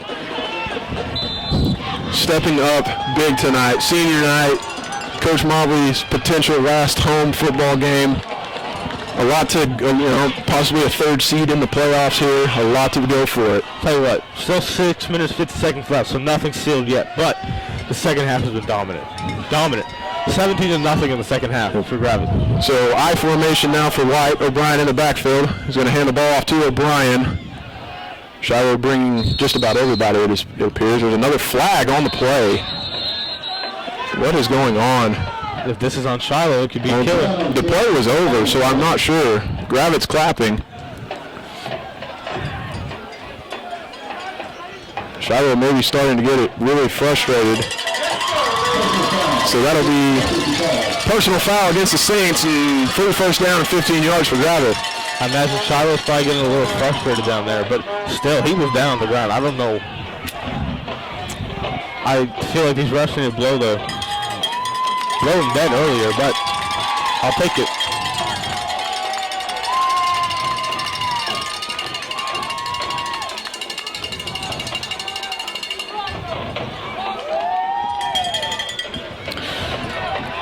Six minutes and 39 seconds left to go, and tell you what, scoring this drive might put this one away. Even a field goal.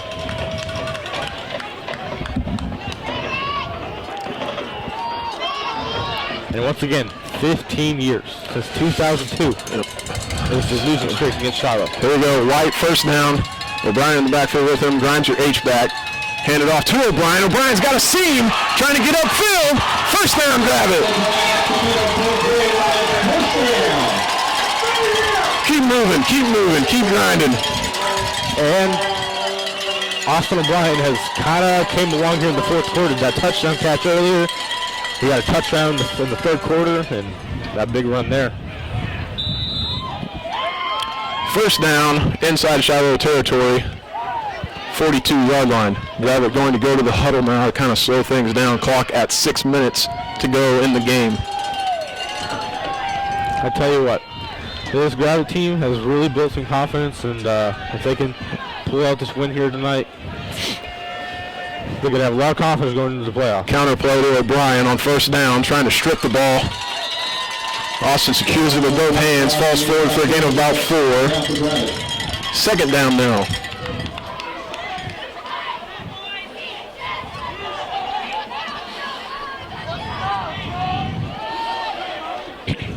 And it's going to be about 2nd and 7, and the clock keeps moving with 5 minutes and 20 seconds remaining. This is going to be not only is Gravett the enemy against Shiloh, but it's going to be clock too.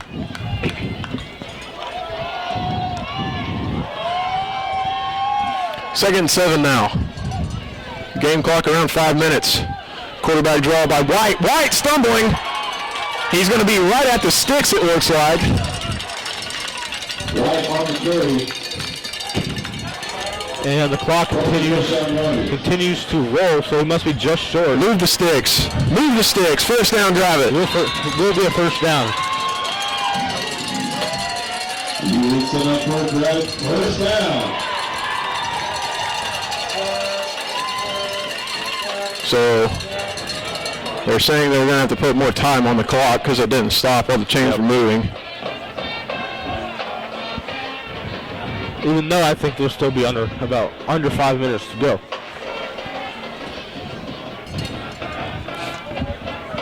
It's been a cold night, but I don't really feel cold anymore. I'm shivering a little bit, but I don't really care.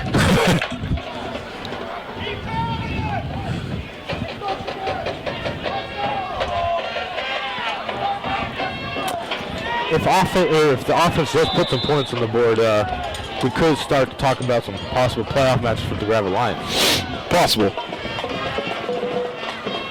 A win tonight could, unless anything crazy happens next week. But let's worry about this week. Let's finish this week. All right, then let's talk. First and 10, wide under center. Going to hand the ball off to O'Brien. O'Brien's got a good chunk of yards. There's a flag on the play. Goodness. O'Brien on the carry, flag on the play.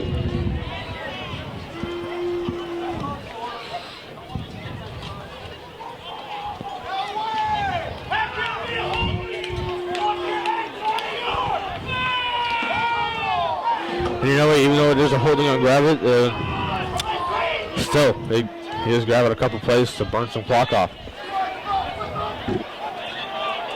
Like I said, when they got that lead, possessions that just took time off the board is going to be is a winning possession in my mind as of right now. So first and 20 now for the Lions.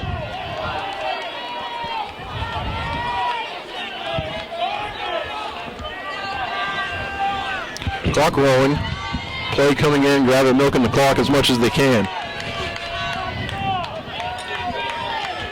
White in the backfield by himself in shotgun formation. He's going to motion O'Brien from left to right. He's going to pitch it to O'Brien, looking to get outside. O'Brien making a cut, showing the burst. He gets back to the original line of scrimmage, so it'll be second and about 11.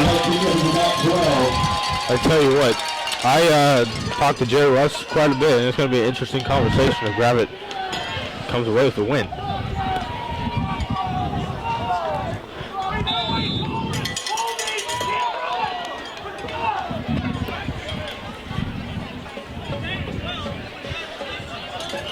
Gravett offense just trying to slow down the rhythm, trying to get that clock. We're nearing the 3-minute mark, 3 minutes, 25 seconds. And even though Shiloh can't score at a very quick mark, I don't know if it's possible as of right now. Ryan's going to motion from right to left. Hand it off to O'Brien, try to run the counter. He breaks a tackle, lowers his shoulder. Good pickup of about 6 for O'Brien. Third down for Gravett.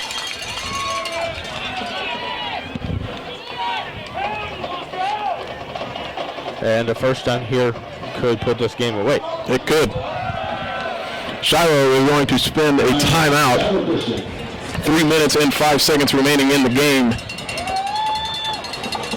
Hey fans, be sure to check out Bodies with Carries. They are located at 421 West Centerton Boulevard in Centerton. Call 479-224-4662. They're open Monday through Friday, 9 to 5:30, and Saturday from 8 to noon. Not only do they have fresh flowers, but they also make custom wreaths, have an assortment of home decor, and even a small selection of jewelry. They offer a dozen red roses wrapped for $19.99. Carry out only.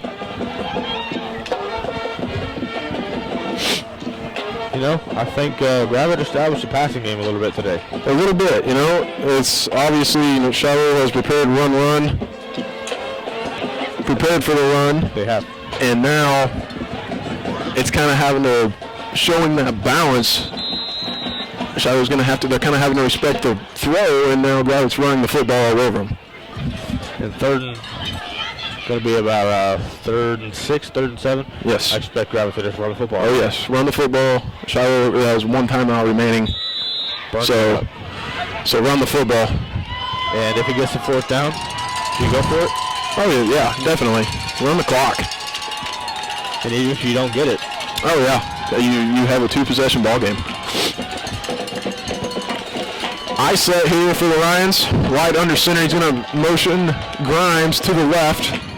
Hand off to O'Brien. O'Brien is going to get maybe a yard or 2. And Shiloh most likely their last time out. Yeah, it's going to bring up 4th down, and Shiloh will spend their last time out with 3 minutes even. Shiloh Christian. And I'm sure some people would want to get that 20 on the board, but as of right now, that is not a necessity.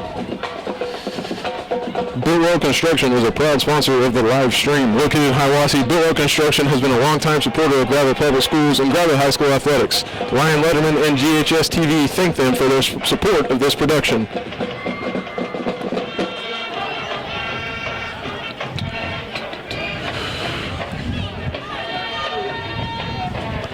What a big win this would be for Gravett tonight. Not only a big win, but confidence boost for going into Week 10 against Gentry, which, you know, everybody knows this, Gentry being the longtime rival, you know, the 15-minute drive. Not only that, but you have to go to Gentry. Depending on what Gentry does tonight, we don't know. We haven't seen the update. You know, if Gentry does beat Lincoln, they are in that 5th seed. But as of now, you know, anything can still happen with another week to play. But at the same time, they would be that 5th seed, if you get what I'm, you know, you guys are rolling with me. So there's still a lot of stuff that could happen. And you know, even going into the next week, if Gravett does win this game, I'll continue after the play. Big 4th down coming up here. Jumbo set. White calling his own number. Bootleg. He's got a block. He's going to score. Touchdown, Tajay White. 2:50 remaining. Let's go. There may be the nail in the coffin. Bootleg.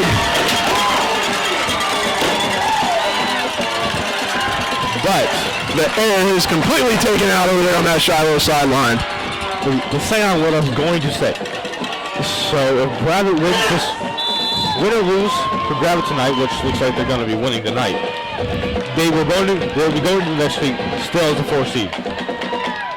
Due to the fact that, actually after tonight, I don't know, but as of right now, Shiloh has more points towards Gravett. Right, but Shiloh's remaining opponent is P. Ridge. They do play them at home. If they were to beat P. Ridge and Gravett beats Gentry, then Shiloh will most likely still have the 3 seed. Hey, you know, I don't care. Let's talk about Gravett right now. How about it? How about it? I'll tell you what, if they can beat Shiloh, they can beat a lot of teams in the state. You're not going to see a lot of better 4A teams than Shiloh Christian, I'll tell you that. Well, you know, you consider Shiloh one of the top teams in the conference. True, very true. But look at the teams that are sitting at 1-2. Obviously, Shiloh at 3 right now. Prairie Grove, Gravett moved the ball successfully. Just had too many turnovers that night. P. Ridge racked up lots of yards. You know, they were there. They just let P. Ridge get a 21-0 lead. And that's stuff you can't do against good teams. Tonight, Gravett, let's see. aside of the first possession when we had the interception, they've taken care of the football, made some good plays, good catches, good throws at the same time. It's been an all-around effort. Tonight, though, at the end of the game, I'm going to have to give I'm going to tip of the cap to the defense. Oh, yeah. I mean, they have been legit tonight. Let's say that. 1 yard line. Because the lone touchdown to Shiloh was not given up by the defense. Will Weiner this time by Childress going to be filled about the 10. And I believe no matter what, the Gravett has to win tonight. He's got some room to run. Hopefully he does not break it, but he does get across the 50. 2:44 remaining in the game. Gravett does have a 24-7 lead over the Saints. So what's a great time to start talking about playoff matchups? I wouldn't talk about the 3 seed yet, maybe. Let's talk about playoff matchups next week at the end of the final quarter in Gentry. How about it? Wait, let's do that. Let's do that. Can't overlook Gentry. Not overlook Gentry. Let's bask in this moment right now. 2 minutes, 44 seconds remaining.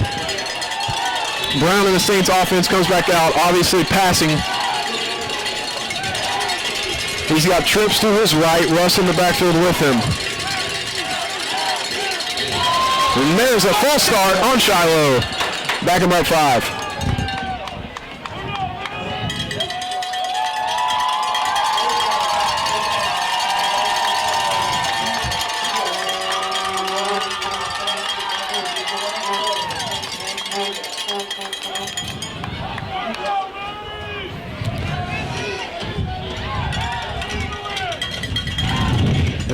The crowd's chanting LBC.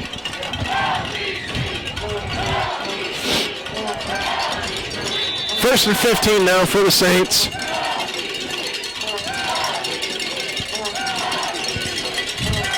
Brown back to pass, looking to throw. Almost picked off by Dagley. Bailey Soule is getting held. Oh yeah.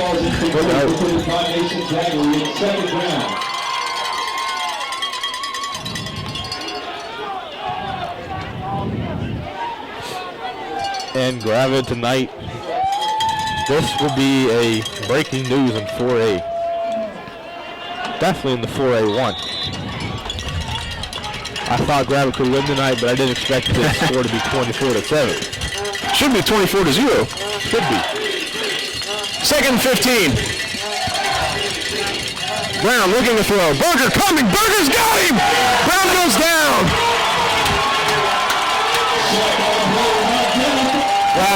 There's a flag on the play. What is going on? Excessive celebration? There's no way. There's no way. Let the boys play football. He did nothing. And they will give it. Oh my goodness.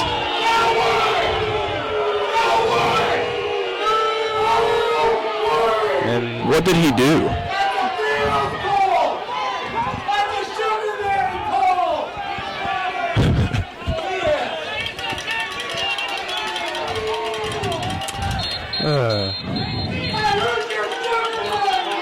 As long as we win, I don't really care. As of right now. Coach Elson's going to take a timeout, basically just to tell the boys to keep the composure and maybe just get a word in with the white cap, because I'm not sure what Berger did. He just got up and celebrated amongst himself. He didn't taunt. Man, these Russians have some pretty questionable calls tonight.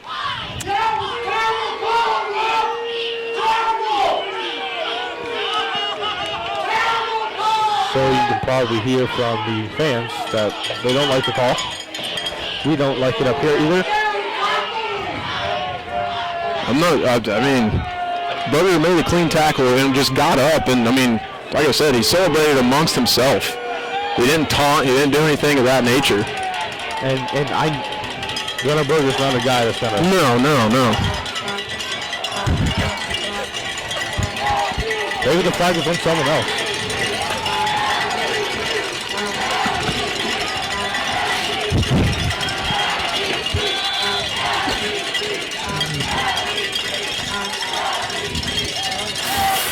So it says 4th and 8. Brown rolling, looking to throw it deep. Gonna have a man close. It looks like it was caught. It will be, but Pass is completed inside the 5-yard line. First and goal. Man, so first and goal inside the 5. 2:19 remaining in the game. Golly. Shiloh just can't accept defeat right now. The personal foul penalty, I still am very, very in shock of. So first and goal now, inside the 5. Brown rolling to throw. Ooh, almost picked off by Ballard. Great jump by Brandon Ballard. I say if he gets that one, he's gone. I say if he picks that ball off, there's 6 in front of him.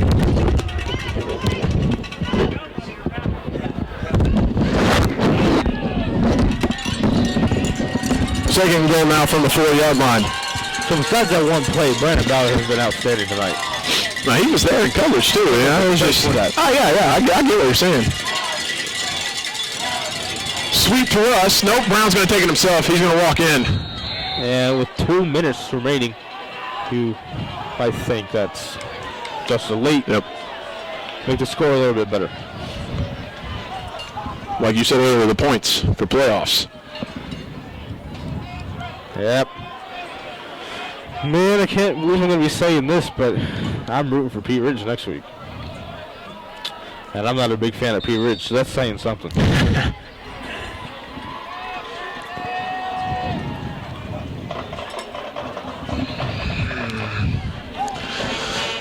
Any chance that Prairie Grove loses somehow next week, got them getting that 2 seed?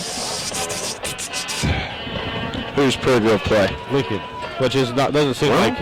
You know, Lincoln has improved, but I don't see it happening, no. Last year, I think it was only like a 10-point game. But extra point attempt is no good, so Gravett's going to throw their hands team out there. As you know, Shiloh will onside. 2 minutes even to go in the game. So I'm going to say because I've got to guess if it comes down to points. If Lincoln somehow could beat Prairie Grove and Shiloh could lose, I don't think Prairie Grove scored more points than Gravett this year, or in conference, I believe. Prairie Grove's not a team that's going to put up 60 points against someone. Something to think about too, and like I believe last year, Lincoln Prairie Grove was a good game. That is a rivalry as well. So. Yes, it is. Week 10 is always rivalry week, so anything can happen regardless of who's the really good team or who's really bad or who's the evenly matched team. You just never know. And the hands team will come up for Gravett. You got a lot of guys out there that can catch the football, but that's what the hands team is. Yeah. So hands team is on the field.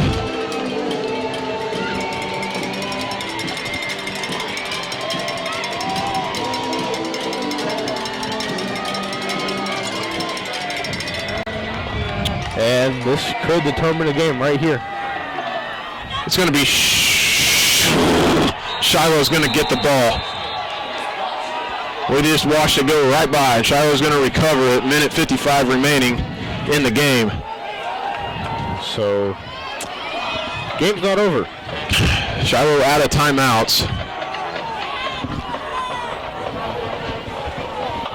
Man, you still go back to that personal foul in the last possession that looked like excessive celebration, whoever it was on, but I didn't see anything, and that kind of gives Shiloh a little bit of life. But with a minute and 55 seconds, and they had no timeouts, you would hope this game is still out of hand to come back with.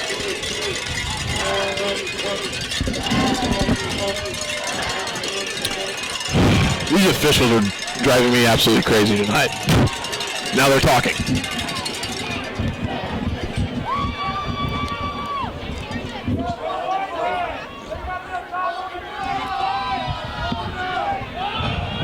What is going on? I don't understand. I feel like we've had a little bit of an issue with refs all year. Sometimes I don't know what there is to discuss right now. You know, it's been the sideline warnings before. It's been questionable calls. I mean, really what's really surprised me a lot this year has been those sideline warnings. Yeah, no kidding. I've never seen so many in my life until this year. This might be the first game all year that we haven't heard one. Can we please play football, Mr. Official? What is going on? Sometime in the next 5 years. What are we waiting on? You crazy, son of a What? 2 minutes, 2 minutes. No time at all for kickoff?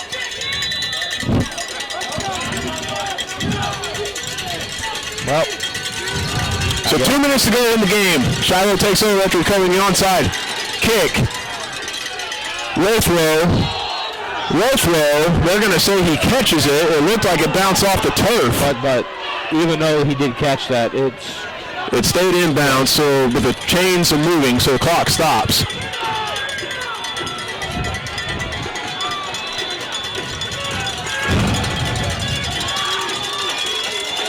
Brown rolling to his right, looking to throw. Gunnar Burger giving chase.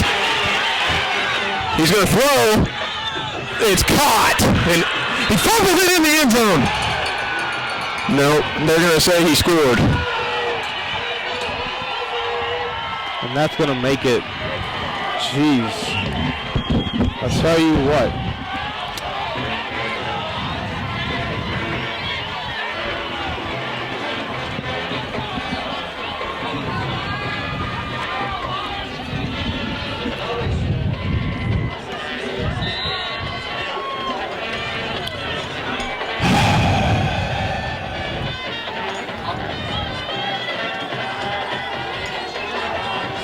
So Shiloh scores, minute 36 remaining in the game. They're going to fake and go for two. That's a block in the back, and they're still not going to call it. They're not going to get it, though. 24-19, minute 36 remaining. And onside kick is coming. Gravett's got to be ready for it this time. They got to recover this. They have to.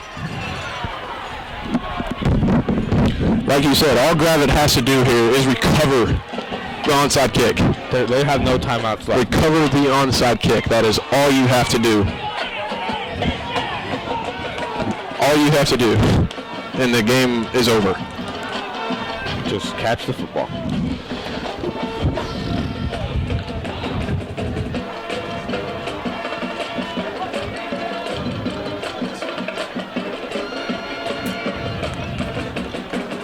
Gravett should not be in the situation right now.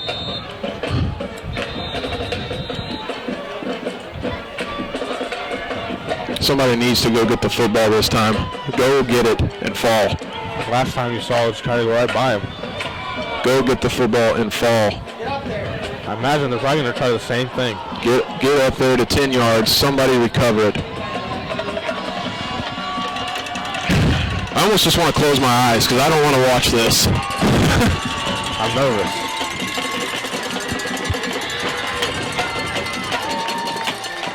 And here it is. Another onside kick coming. We do recover it. Go, Ballard. Just fall, Ballard. Yeah. Woo! Take a knee. Let's go to the house. Woo!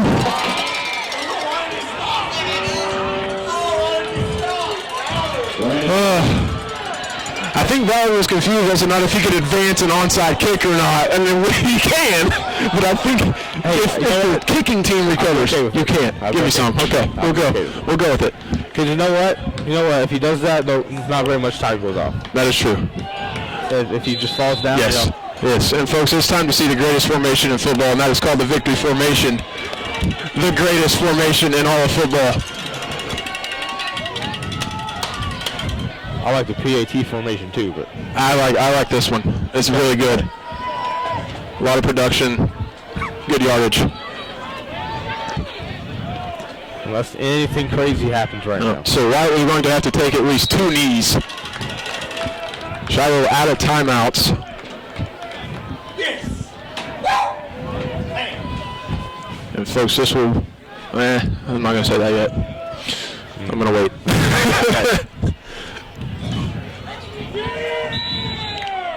So let's let that play clock roll all the way down. As you can tell, we're pretty excited up here in this booth.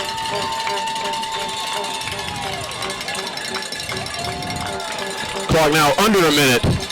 Rolling, 8 seconds on the play clock. Now White is going to get under center, and he's going to snap the football and take a knee. I believe one more knee, and this will do it.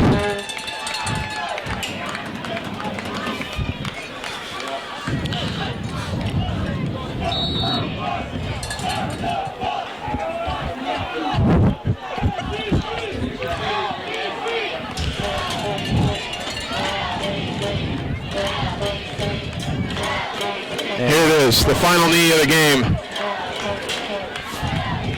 Folks, for the first time in 15 years, Gravett is going to knock off Shiloh Christian in football. And the upset. It made it interesting, but Gravett's going to walk away with a 5-point lead. 5-point win, excuse me. What a way to go out.